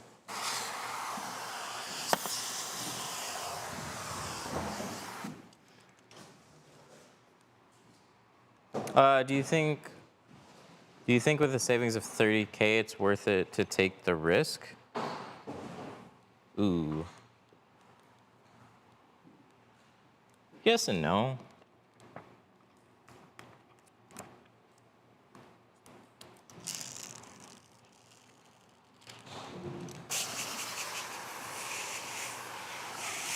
So like, if you know how to tint and you're looking to open up a shop,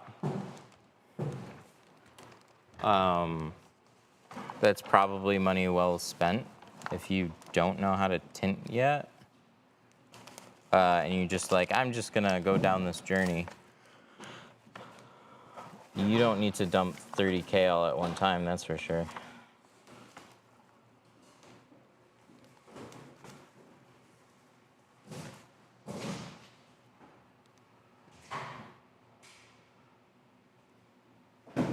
Like if there's a good plan, I think what happens is people get the idea of, I want to start my own tint business. And then it's very easy with anything to overplan.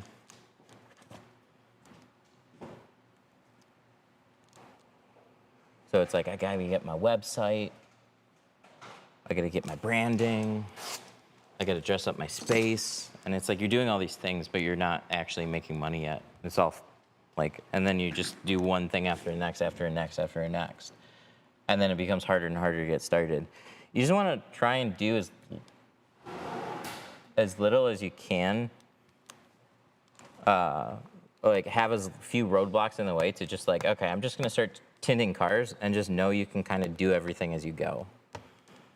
I need maybe a name, a phone number, fucking put it on Google, and just try and get phone calls and jobs, and just figure it out.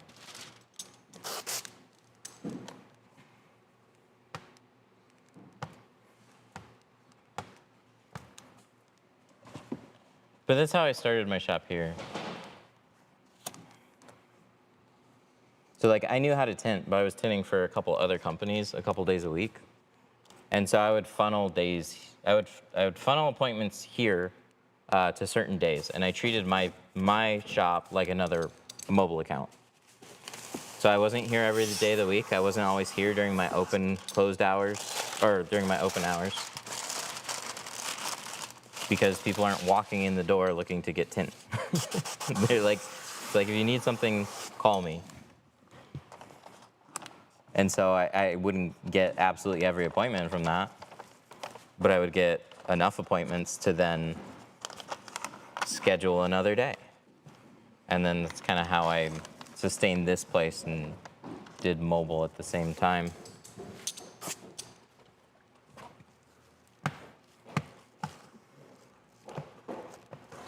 All right, is that spot clean this time? Yes, it is. Good. I forgot. I should have taken my hand and wiped underneath there to make sure that there's no extra glue spots.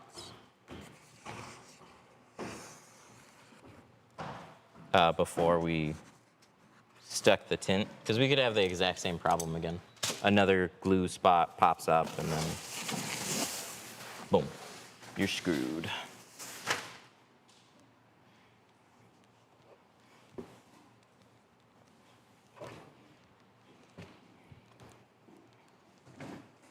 Peel these off.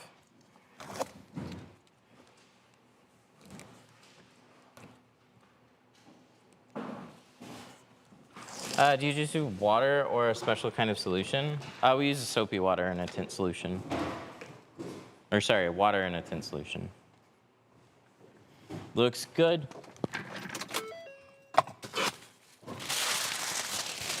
It looks light. It's 35. But 35 on camera looks light. They all look lighter because the exposure keeps adjusting. Okay, so this is our other 35 box.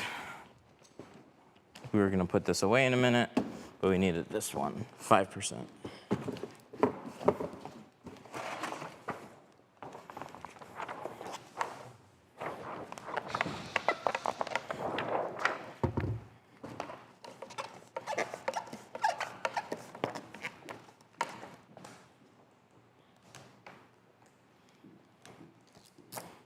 Are you wearing Ray-Bans? No. But once the displays come out and they open up third-party developer support, I will be able to read chat through my glasses. That'll be the day. Looking forward to that.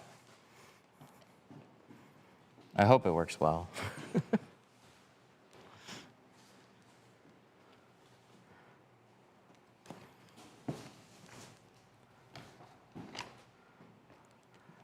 The rolls are 36-inch.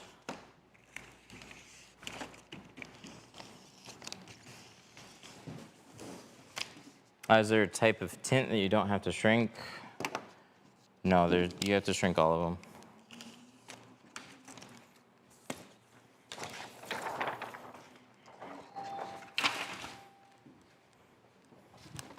All right. Turn on the heat gun.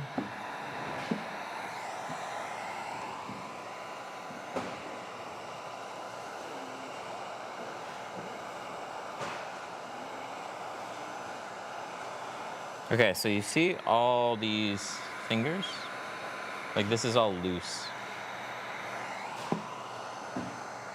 So if you install it without shrinking that, it's not gonna lay flat on the inside.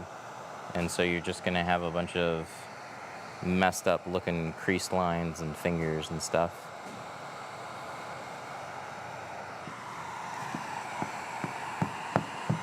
You have to learn how to shrink. It's like, can I tint without learning the skill? No, that's why it's can make money. If it's easy and everybody can do it, then everybody can do it, and then it doesn't make any money anymore. Everything that makes money has some level of effort.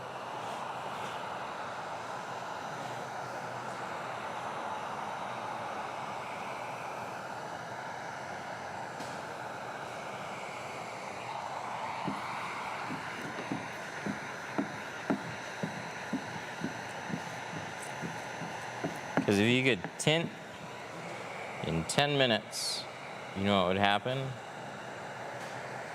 Tinting would just get cheaper. Labor wouldn't cost as much, and you'd have to just get more cars done. Thank you for the rose. Is that where the bubbles come from? Not shrinking. Sure, it's a way, but it's like the most amateur fuck up possible. Like, oh, I just watched a video and skipped the shrinking part and installed it myself. You still can get a lot of bubbles and creases. How do you know when shrinking is complete? Okay, so the point of shrinking is to mold it to fit the window. So we're looking for this pattern here. You see these light little sideways waves? That's when we stop shrinking.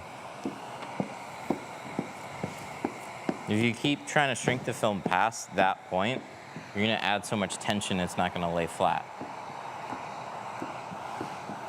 Isn't shrinking bond? No, shrinking is literally shrinking. You're taking this bulk here, and then when you apply heat, it shrinks and contracts down to the window, and you get the shape, or you start to get the shape.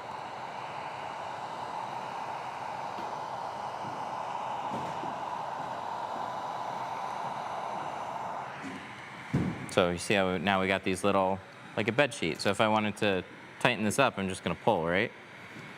Pull, flatten those out. And I'm just doing that with the card. I'm just brushing it forward and stretching it out over the window and checking if there's anywhere that I have to shrink.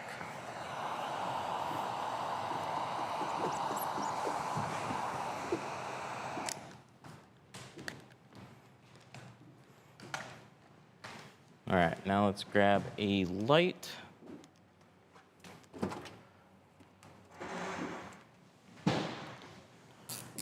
We're gonna trim the rest of this.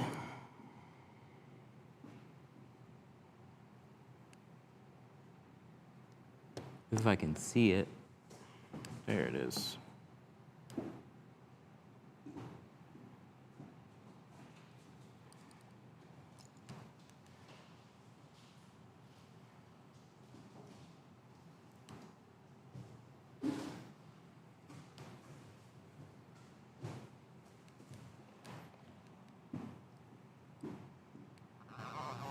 Do you think tinting outside is decently good? I think it's makes things extremely difficult.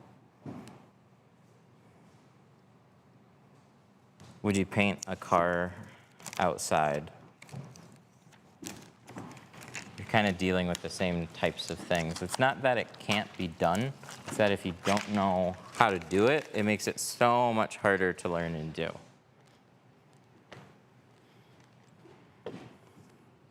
There are people that do it, and there's guys that literally, that's how they had to do it. So with like the right determination, you make anything happen. But just know that it is not gonna be easy. You have a lot of stuff working against you. If it's sunny outside and you're in direct sunlight, it's gonna dry out your window super quick, so you have to get in the shade. Any slight breeze is gonna wanna pick the film up off of the car. And then you always have other stuff like, oh, it's raining outside. So you just got to be able to solve for all of that. There's other shops that exist, so when somebody searches, if you're mobile, it's harder to find you. It's easier to find a shop.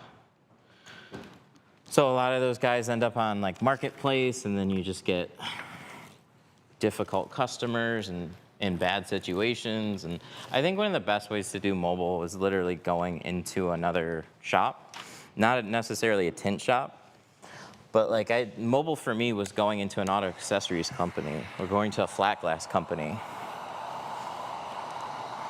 Then I've got repeat customers at the same place. I have a shop that's trying to get me work. And then all I have to do is show up with film and tools, and I don't even have to check out the customers. I just have to have the skill. So you can contract for different shops and make good money doing that and not have your own location.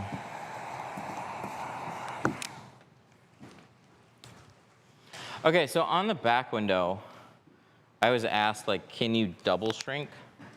Kind of.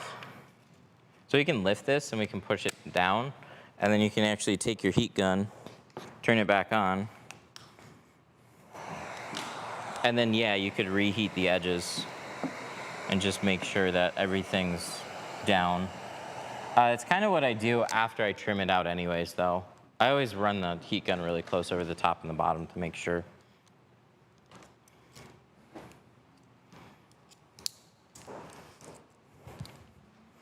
Heat gun's on a high. You control the heat with distance.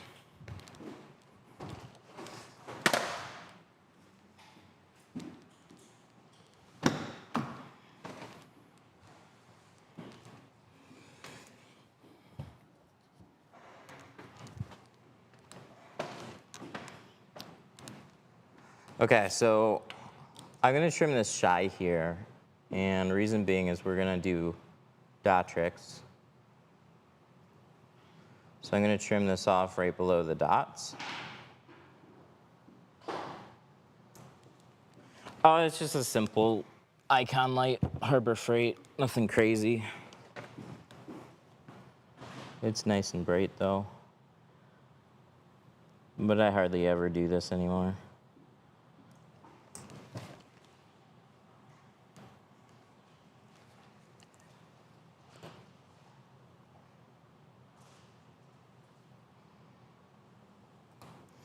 Okay, so there's part of it. And so we're gonna use that as a template.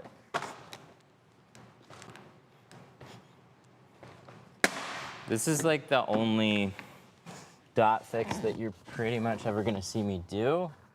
It's not even a perfect fix, but it's better than just laying the tint over the dots. We have a black vinyl that we're gonna install.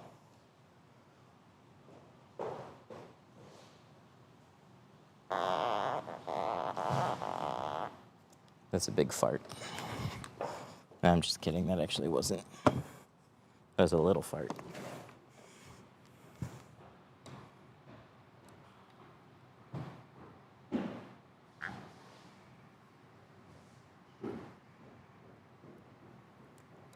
There we go.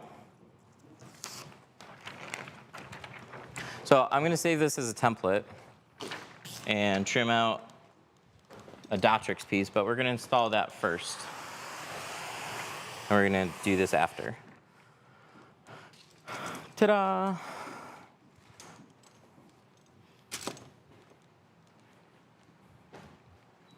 Tell me the rest of your Dotrix. But I need it like once a year to do this. And so then, what do I use? Why can't you tint over the dots? So on these you can, but because they're so wide, it looks especially ugly. These cars were kind of annoying just for that reason. It's the number one question from customers that we would have on these. It's like, the rest of the car looks good, but the dot area looks like shit.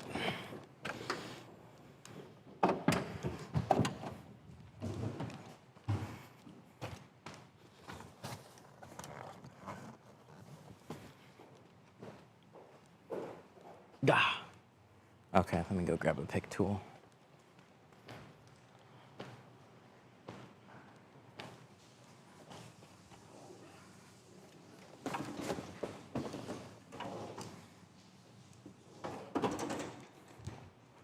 Are you gonna teach me that? What? We're teaching it now. Your wife works with you? Yep, she's here. She does a lot of the inventory, shipping, and store stuff.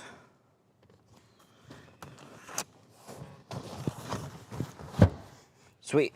Okay, so headrests are out.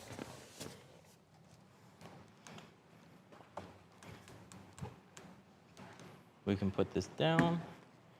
We're gonna take a scrubby. Do I have my... Let's go. All right, so pretty straightforward back window. Oh, I like the tan. It's gonna make it a little bit easier to see back here.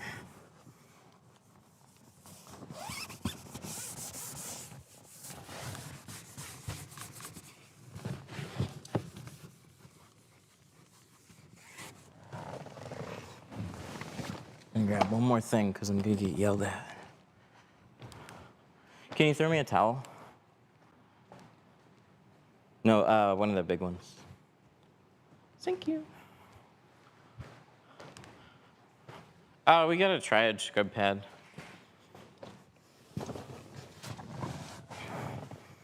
I should probably track down the backing for it. I always lose those. Okay.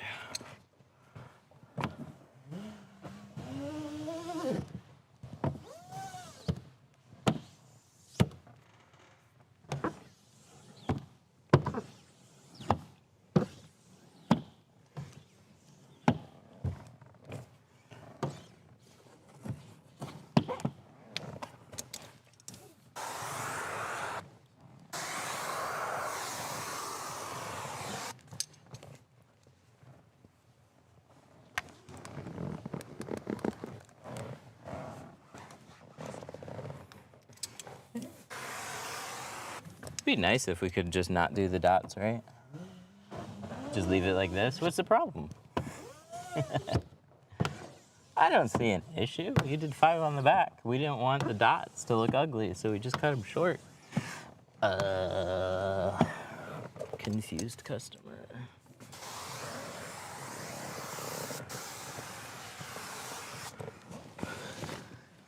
He lives in Detroit, Mexico. I don't know why I found that so funny.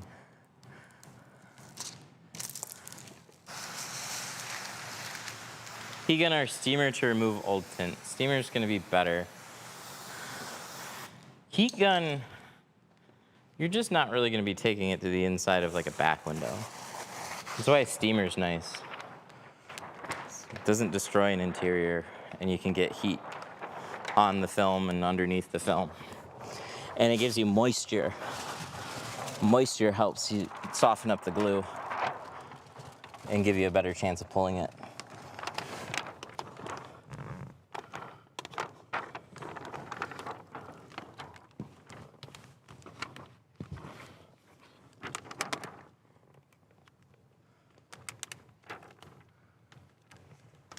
Oh, I remember this.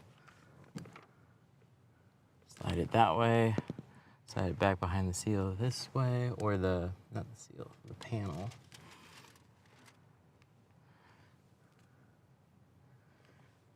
What's the tool for the water? That's a tint keg. It's a spray tank. So it's literally a 3-gallon tank of water that the hose runs to.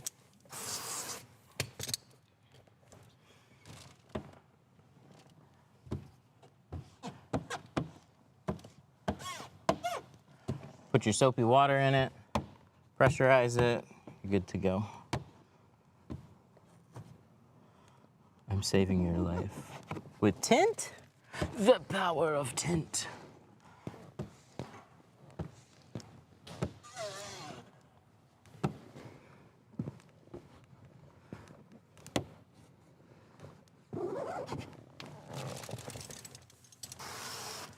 All right, let's go over it one more time. We'll double check it, and we'll cut that vinyl. There's some pros and cons to the vinyl. This is about one of the only situations that you're ever gonna see me use it. I keep it around strictly for old Fusions and very occasional back window. We used to charge extra to install it, but now I just charge more in general. So like, and these situations are not every day. I spent 4 hours doing my windshield and still didn't finish. Don't feel bad. Tinting is tough. Like we'll make it look easy, but there's so many hours of frustration and thrown away patterns and bad days, and Tint's very obnoxious to learn. And everybody's a little different. Some people take to it quick, some people take to it slower. I feel like I took to it kind of slow. But anybody can learn how to do it. The facts, yeah. Like, the unfortunate answer to so many questions on like, hey, how do I fix this, or what happened, is like, you gotta redo it. It sucks.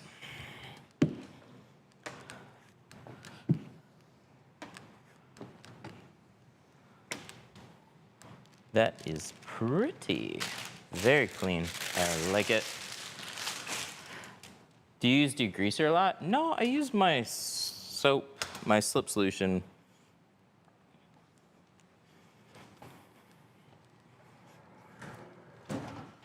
Okay, so back in this cabinet is an old, can you tell? Can you tell it's old? There's shit to the old house that I used to live at. Is there a date on here? Man, I'd like to find that out. Oh, and we have a note. This is probably, so the nice thing about Dotrix was you can use 2 sections of it per back window. So 20-inch by 100-foot roll or 50-foot goes a long way. We're gonna find your website. I wanna buy some stuff.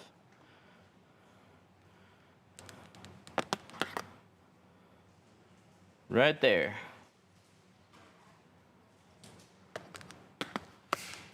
Lots of tools. Lots of tools in films. This is really built off of like what I use. So there's more stuff that we have in stock that other people like. But I mostly like stocking what I use.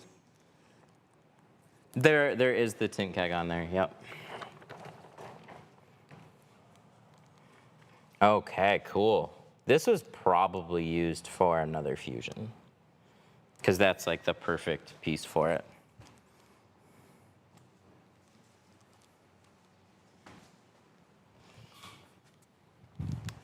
Okay, so all I'm gonna do is, let's see, it's not liner side up, and I just wanna double check. Yep, tint side's facing up right now, so adhesives are both in the right direction.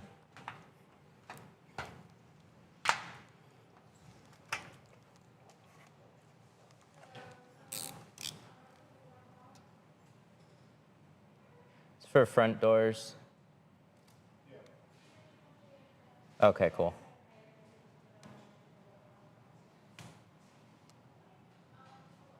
I'm gonna trim this wider. We had to look for Apex. Yeah, it was Apex. It's an XT4, right? Or taller. And just move some doors. Does it have a little And so I'm just outlining my template so that this basically, it'll overlap the tint, it'll overlap the dots.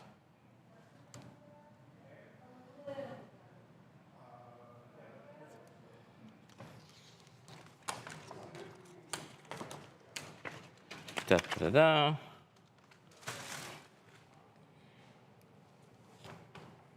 And so here is my template. It's ready to install. It's a very soft vinyl. From what I understand, I don't know exactly what type of vinyl. Somebody mentioned that it's probably just a soft calendar vinyl.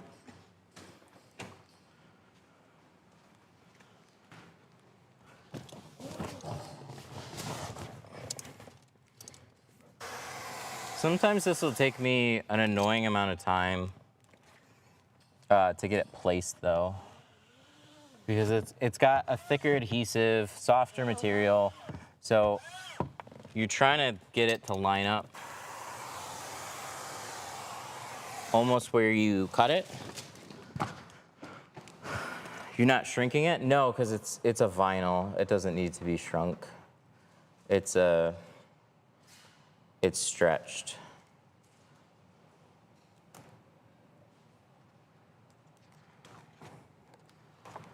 So I think one of the only unique things about Dotrix was the backing.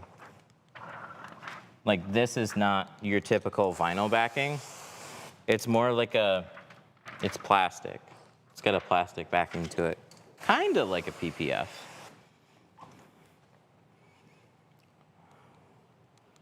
I mean, that's an interesting thought. Color change, or color PPF wasn't really a thing when this stuff was an issue. So you could probably do just colored PPF. Just get that. That would probably act the same. But I can't say that for sure. But I don't see why not.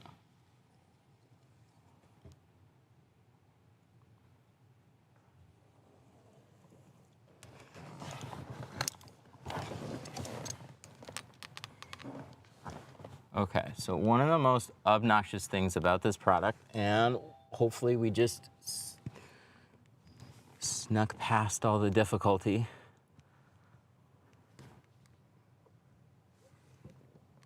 is we just need to overlap everything, but it wants to, like I said, it wants to grab the dots here.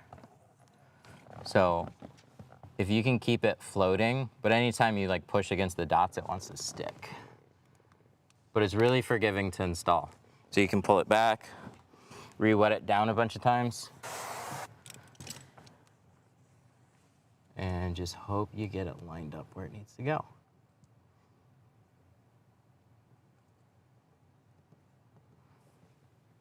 Who wants to go everywhere except where it's supposed to be?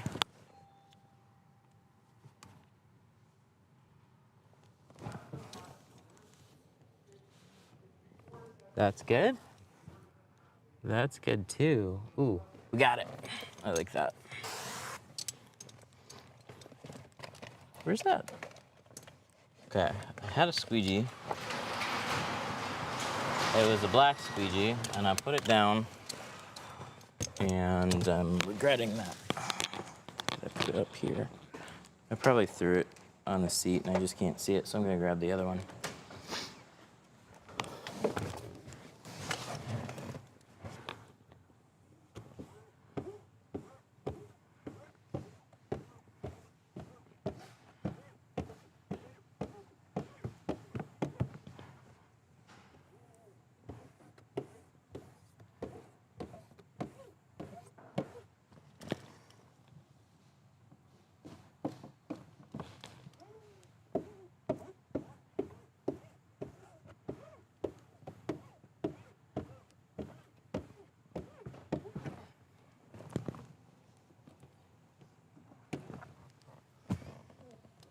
How's it tinting the C8 Corvettes?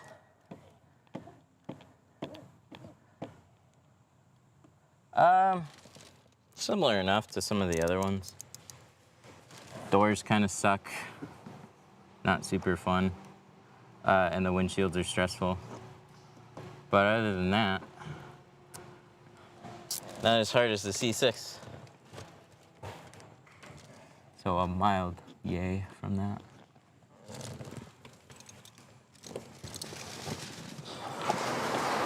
Yeah, the interior is tiny.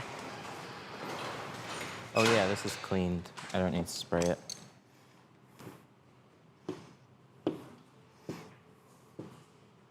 You're just matching the back? She wants Apex 15 if we've got it. Yes, we do. She doesn't care if it's darker. Okay. The back or the back's meter at 15. The back's meter at 15. Yeah, dark. Nice. Nice color. And they're hanging out. She lives downtown. She thought we were in Detroit. Her too? Yeah. Okay, that's weird. We had 2 people on Friday. Or like we had another person scheduled on Friday that thought the same thing.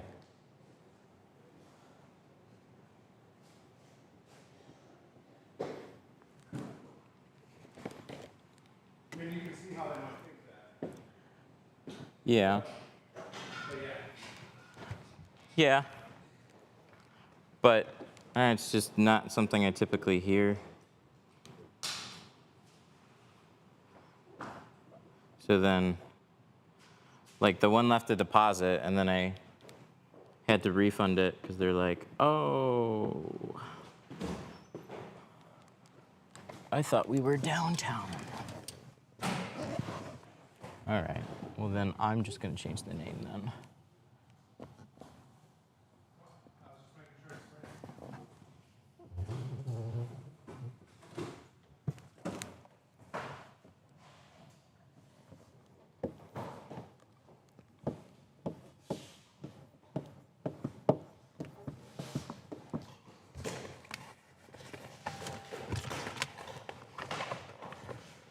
Where is it? Where is it? This probably will work really good too.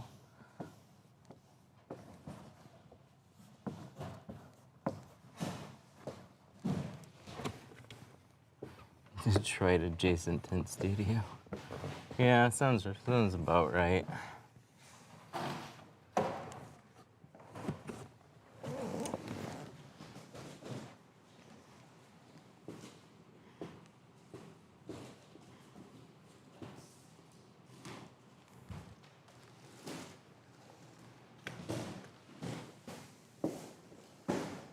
All right.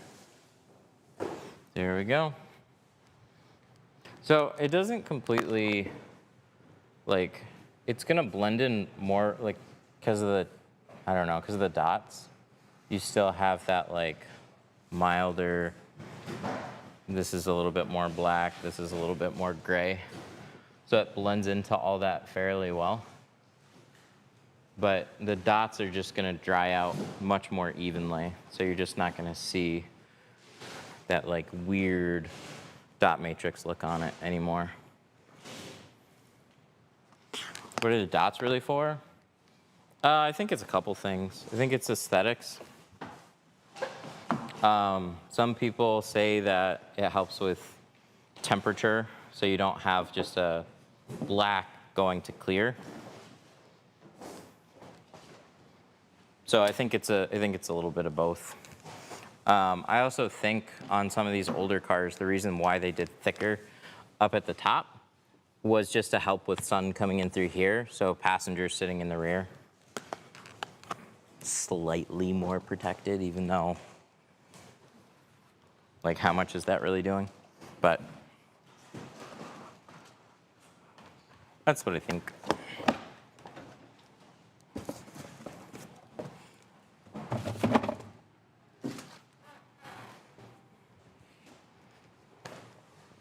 How do you have a phone strapped to you? Oh, just a neck mount with MagSafe.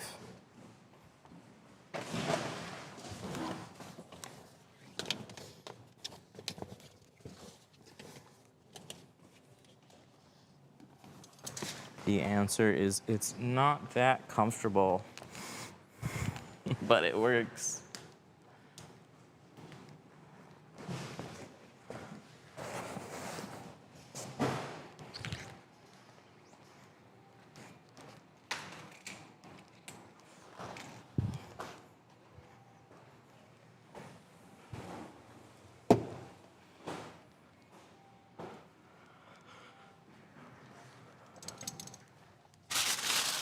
So we'll wipe that down, do some little touch-ups, and then this one will be good to go.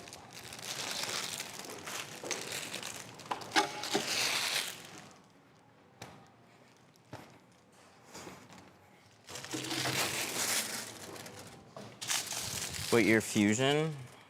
I have to do a 2010. This will be the same kind.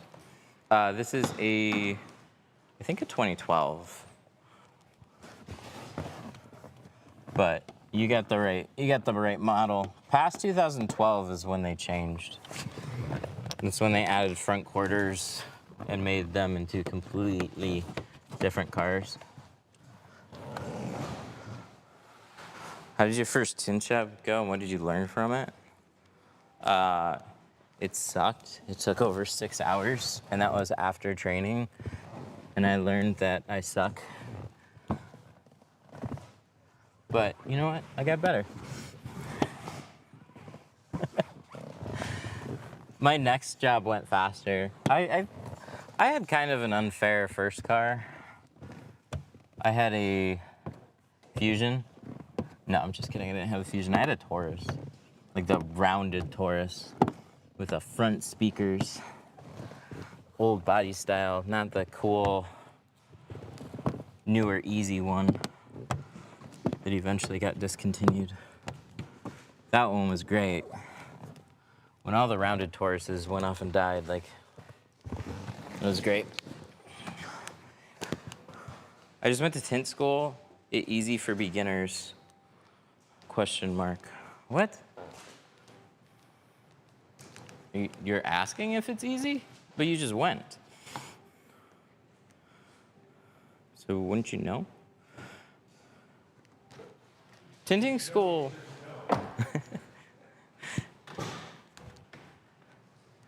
It's different for everybody. Some people take to it fairly quick. Some people don't. I mean, for as much as we say it, we still get a lot of people that come in with literally zero experience ahead of the class. They're just like, I don't know, I wanted to learn how to tint. I've never touched film before. And it's like, oh, we're gonna find out.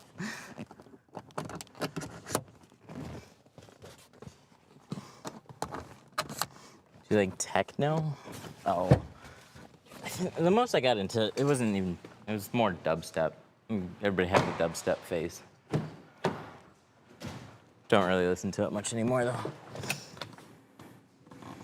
All I listen to is There's some shops, they would just play like house music all day.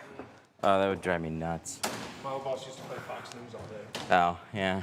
Fox News or house music. House music, it was just like the same beat for fucking like 20 minutes. And you're just like, okay, can we stop? Like, has it changed songs yet? Yeah, this is not for me.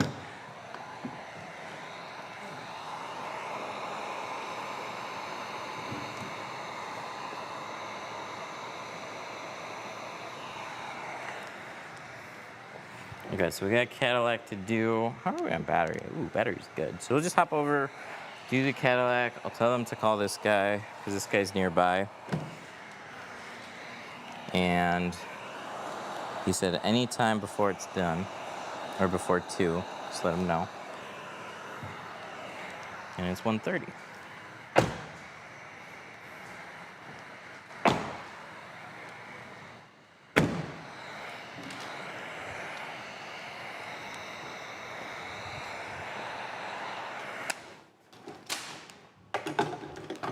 Eat a handful of those chips.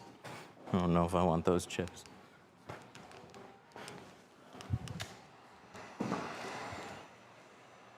Looks good. Freaking clean. Whew. I like it. That's very clean. Full quarters, tinted. Love these cars. We would just get so many of these in a day. Like 30 of them. No, just not that many. It would take us like 30 minutes to do it. We get like 3 to 4 in a day.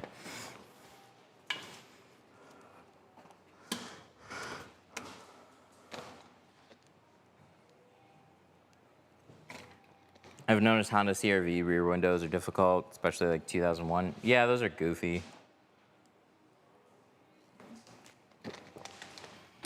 Like right around that 2000, they had the hardware on the back windows, and then after that, and they still had a goofy curve. Like it would just slope a lot in the back. So you'd have this, and then it would just like curve extra right there at the bottom. I don't know why they did that. Zara, could you let the Fusion customer know that it's all set?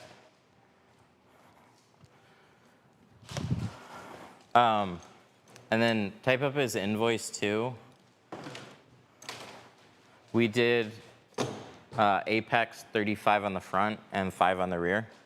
And it was $450 total.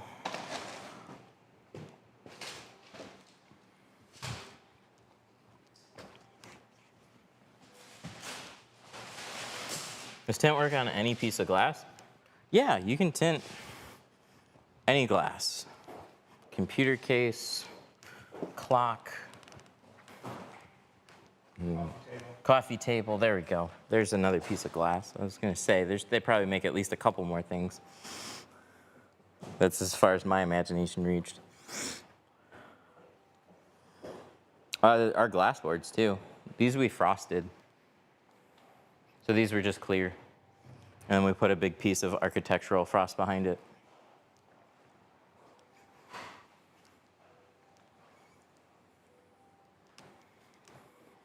Stitching in some quarters. Oh, few tries on that one. Well, you got the film, I mean, might as well. We could probably sell them. Yeah. We'll put them on Amazon. Come get them. Hot off the plotter. Yeah.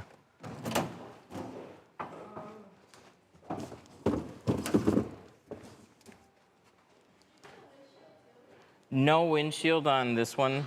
He's scheduled for it, but we might do it another day.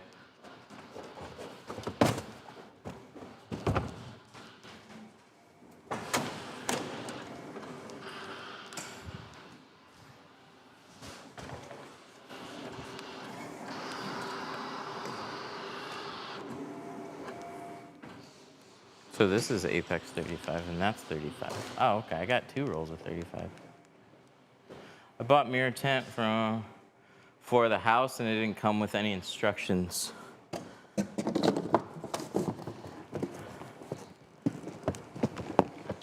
Did you buy home-specific tint? So you can tint any windows, but when it comes to houses, you just want to make sure you're not absorbing too much heat. So like this film, for example, Apex 35, this is an automotive, high absorption rate on this one. So what can happen is if your windows are facing the sun, house windows, they do like annealed glass a lot of times. So if it absorbs too much heat, it's gonna end up cracking. Spray. Oh, okay. I'm gonna hook up my other tank.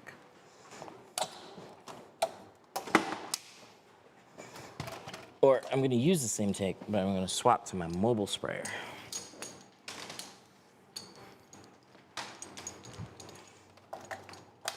See? Can anybody purchase GeoShield? Yeah. You can go to our site, 313tint.com, and you can get it there. It came from the Wish app. I wish I had window tint. All right, let's see if oh, I like these seats. Oh, we literally have house music going on right now, I think. I tried to turn it off. It's just funny that I got asked about techno, and then like, well, there it is. Boop, boop, boop, boop, boop, boop, boop.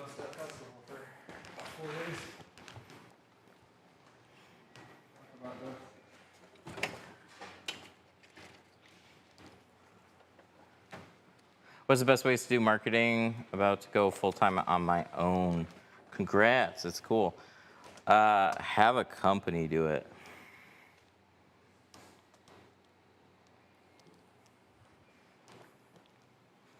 I mean, it's possible to learn yourself, but it is 100% a skill because it's not necessarily just doing the ads. It's about like doing the entire funnel.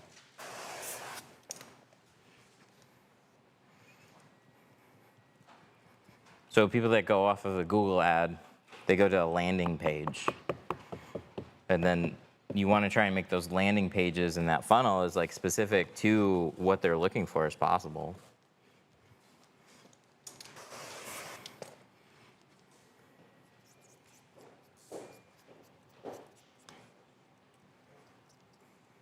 I just don't have the ambition to quite go that far into it. But there's a company, Union, they do art ads. And they send everybody, like they've really done a great job on optimizing click-throughs. I bet you could take it farther with just doing like very custom landing pages for those people. So like they have a flow that people go through for automotive tint. But to me, it feels a little generic. And I'd just like to make it better. But that's a field that, oh, easy. You're shrinking them. Nice. Oh, I should probably work. You got the quarters? Full service, they're over here. Sweet. They're not done yet. Okay. Oh, I don't have a thing. Yeah.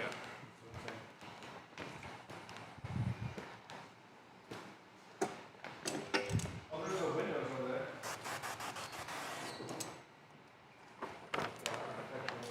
Oh, yeah.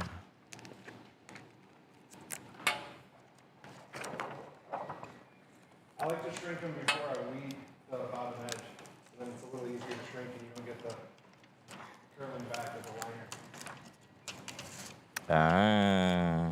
Yeah, that's fair. There's madness to my method.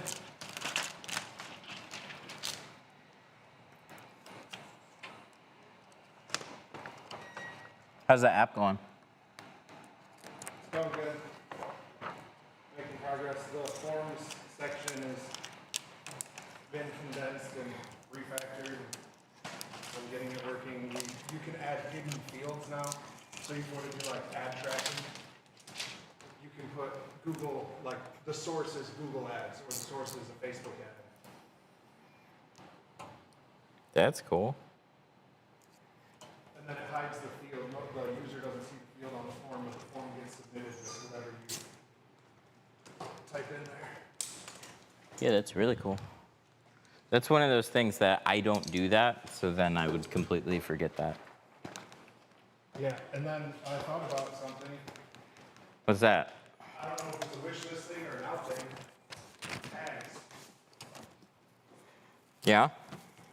We don't have a way to tag, like to add tags to customers. Yeah, wish list.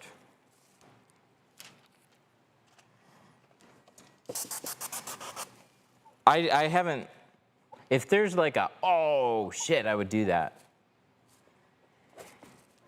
type of thing that I can think of, I'd say like, we should definitely have that now. Either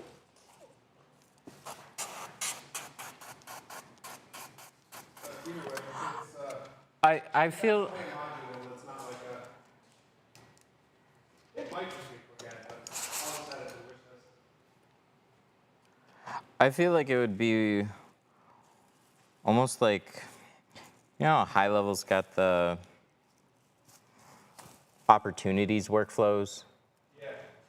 It's like, it sounds like a great idea, and then you just like end up not really utilizing it as much. That's the best Apex has ever feel for me. Nice. Like that was like, why don't I do this all the time? It's pretty dialed in right now.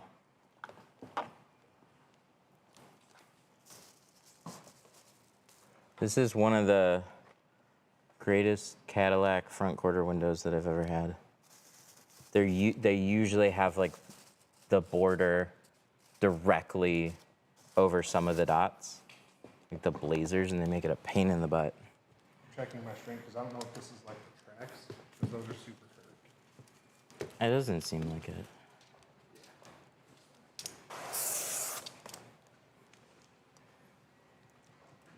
I think quarter windows are harder than back windows sometimes, 100%. They're way more annoying than your average roll down. Like, when this pulls in, I'm looking specifically at the corner windows. It's like, door windows, okay, that's just whatever. Quarter windows, fuck. They're one of those. I've had so many Cadillacs and Blazers, like they've just, those ones are kind of a pain in the butt. You usually have to trim back the rubber some, and it's not easy to just get a knife in there. We're gonna get that quarter window. We have it, 313tint.com. It's called the Quarter Pro.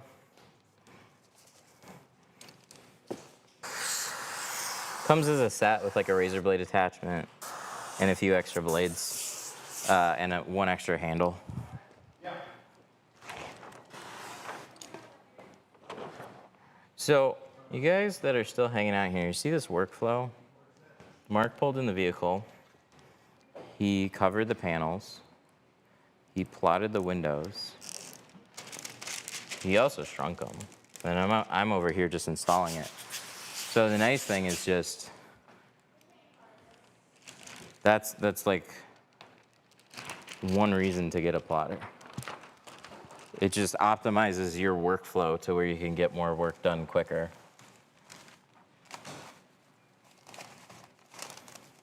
Do they still sell Dotrix? You can check Sun Distributing. I don't know.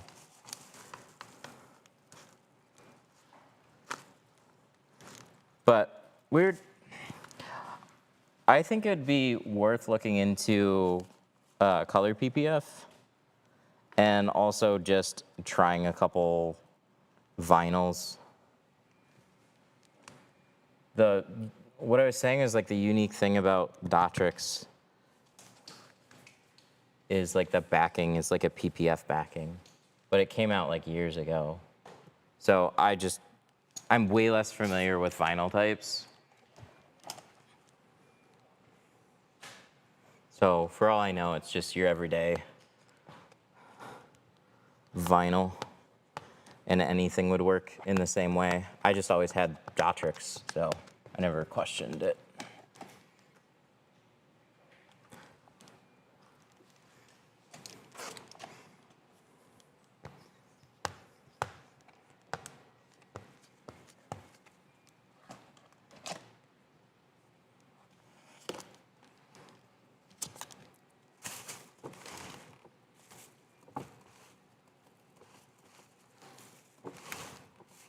Good.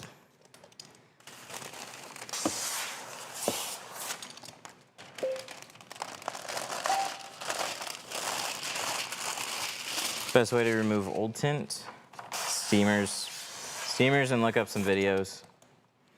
There's a handful of different ways. If you live in a hot climate state and you get a nice sunny day, trash bag method might work really well for you.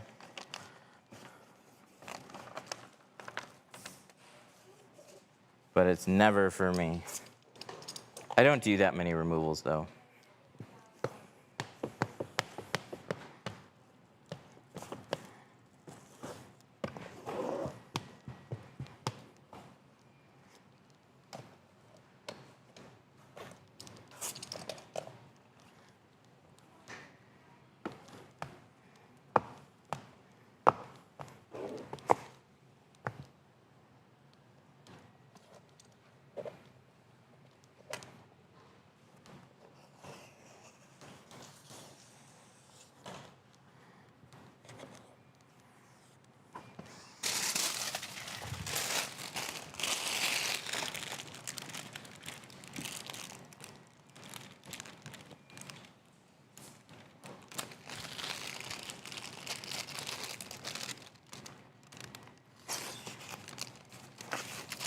It ranges quite a bit. So both of these are Apex jobs.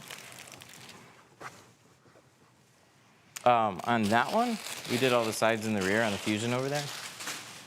That one was $450. And then this one is gonna be $250 for the front.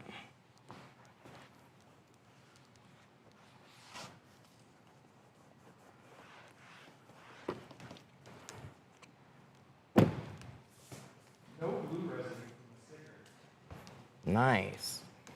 I wish that was the case on the Sirius one I had. Bastard ruined a window. Ta-da! And there she's done.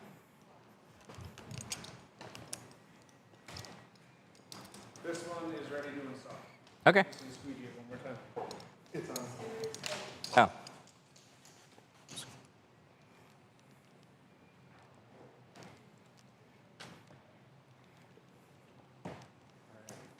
She's all yours. Okay.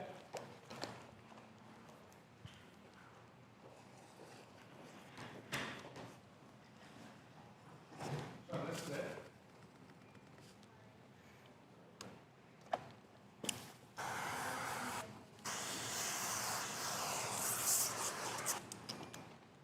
Oh yeah, we gotta see if we can sneak that fusion out between here.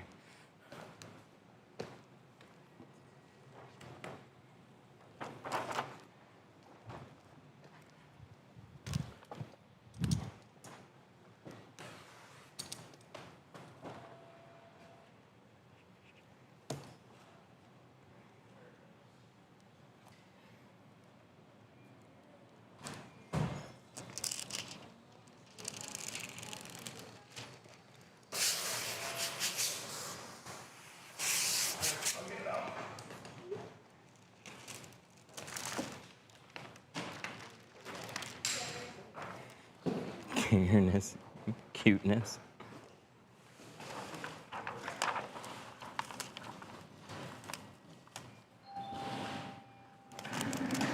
A couple days. In the summertime, a couple days. When it gets fall, cooler, I'll tell people like 4 or 5 days. And then in the winter, cold, ice on the ground, I tell people like up to a week.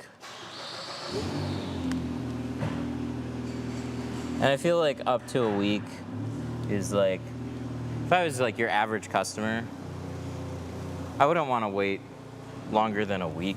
I might be concerned if somebody told me like 2 weeks to a month for everything to like cure out or before I could use my windows. So I tell people something might hang back longer than a week. But if something's concerning, let us know. You can absolutely roll your windows down inside of a week.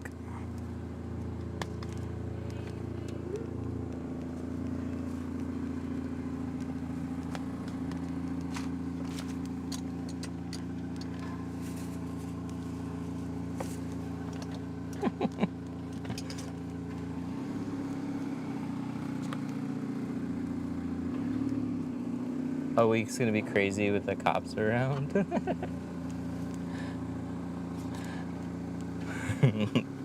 I mean, here's the thing. If you roll your windows down and something peels, I'm gonna fix it. I wouldn't leave a customer like that. That's crazy. It drives me absolutely insane when shops try and blame customers for too much. And I get it. I used to be a stickler for some of it.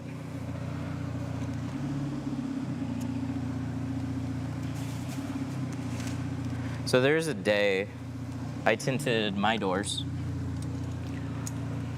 And I was always very adamant about telling people, you know, wait a week, or something like that. And so occasionally we would get somebody and be like, oh, we got a peeling window. And I'd be like, how long do they wait? And then I tinted my own car. And then I went through a drive-through and rolled them down the same day. And I was like, I'm an asshole. I forgot. So then I started being a lot more empathetic about that stuff. This is before I had a shop too. We were put under a lot of pressure. We just had to tint a lot of cars every day.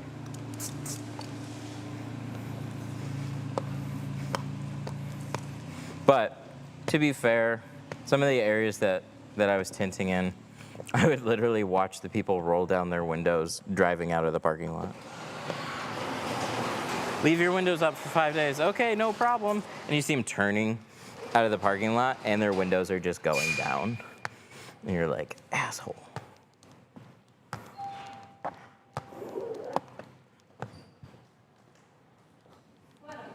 Good teamwork. There's another one up, Jeff. I don't think I ever really tinted a door with it, like, mostly closed like that, too.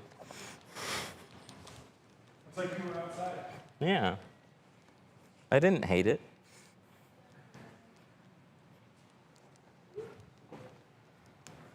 Where do you buy your tools from? We're a tool distributor. So I buy them from myself. Actually, that's not entirely true. It is true, we're a distributor. But we buy direct from the tool companies that make them.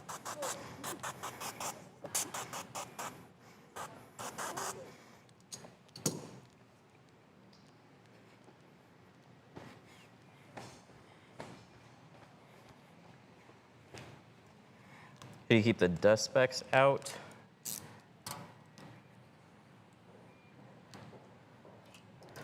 Sometimes I don't. Sometimes they're there and something has to be redone. But it's all in your process. The biggest thing is actually not the cleaning. Cleaning is important. But from here, peel, we're gonna spray, and now I can't touch anything, and I wanna be very direct with how this gets installed. See, it goes flat on the window very quickly, and then I slide it in place without it bunching up in too many spots. The more it bunches, the more it drags on something, that's all introducing dirt.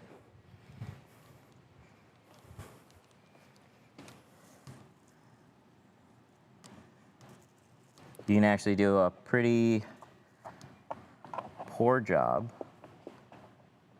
of cleaning and get a pretty good result. Always focus more on your finesse and the installation part. That's why, like, to some people, like, Frankensteining a window, that seems crazy.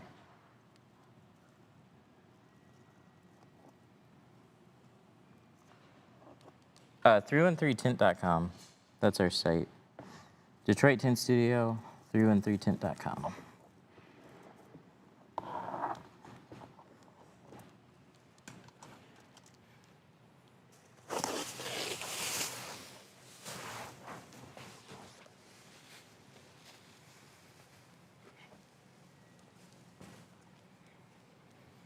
That was pretty efficient.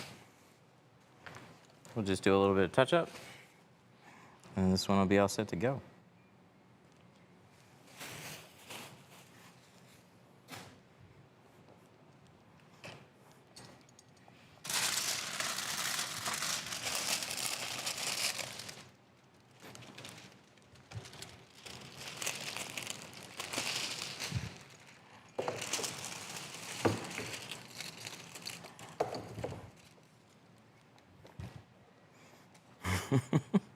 What is Frankensteining a window?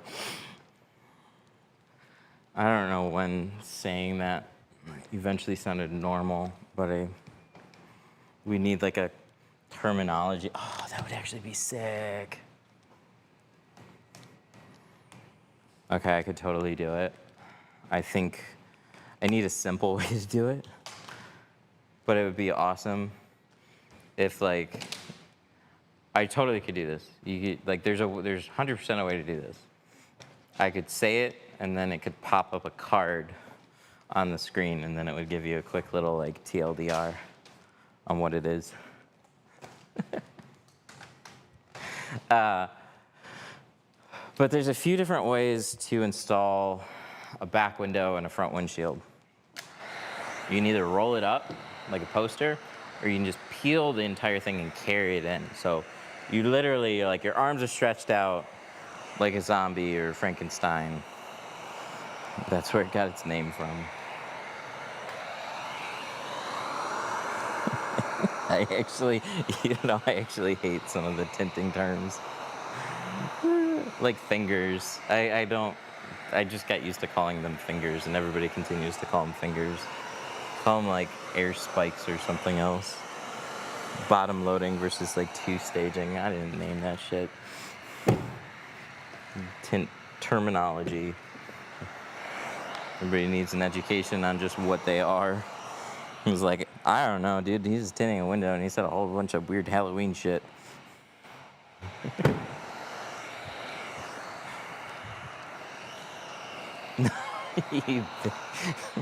There we go.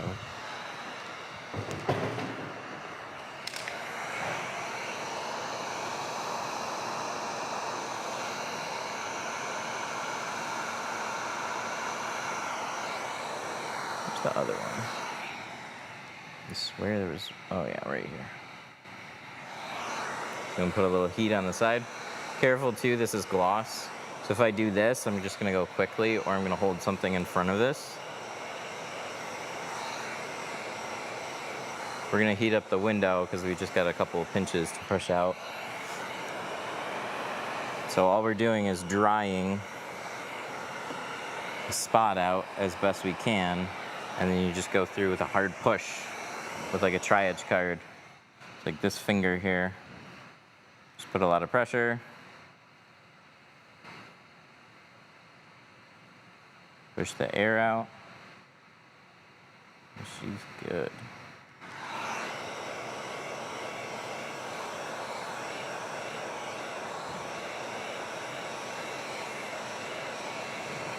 But when I do touch-ups, it takes time for the inside of the window to get kind of hot. So I'll keep my heat gun moving some, just heat it up.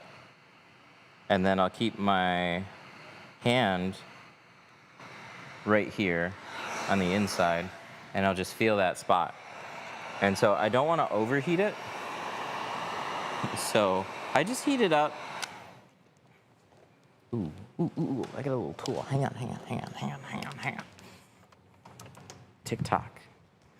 TikTok shop, man.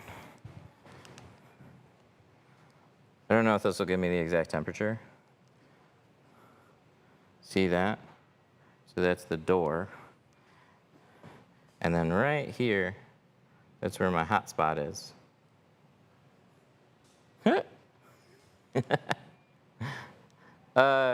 It's cooled down some, but it says it's in the neighborhood of like 60 C. So how much is that in Fahrenheit? 180 degrees? 160, something like that. Oh, nice. Okay. I wish I could change this to Fahrenheit really quick, but 140. this is actually cool. I forgot about the engine. That's sick. I love this kind of stuff. Look at our garage. Look at how much heat that dumps in here. Our garage door is like 52 C.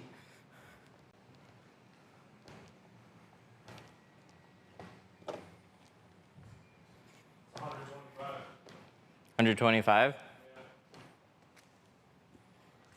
Insulation. Should probably do that.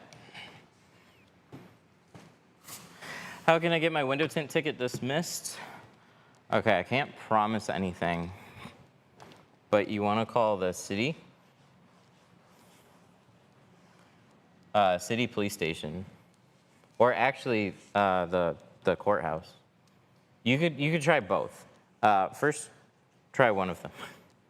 But I called the courthouse, and I think they told me to go to the city police station, and as long as I have it removed, an officer will inspect the car, and then they'll sign off on the ticket. That is completely up to the city. City station. I walked into a state trooper office, and they told me to fuck off. And then I took that same ticket, and I went to a city police station, and they signed off on it. So take that for what you will. But I've had a handful of tint tickets, and they've all been able to be resolved that way. I'm gonna use this stuff instead. That green stuff is tacky.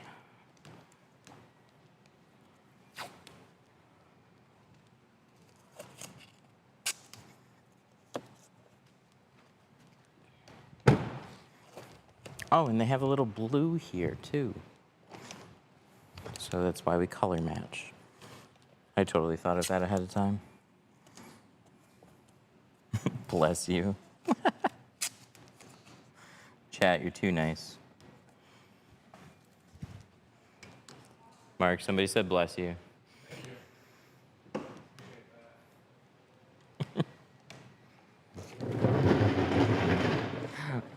Alrighty, guys. Oh, I didn't notice that. That's actually kind of sick. Get the little Cadillac logo right there on the back of the screen. Classy.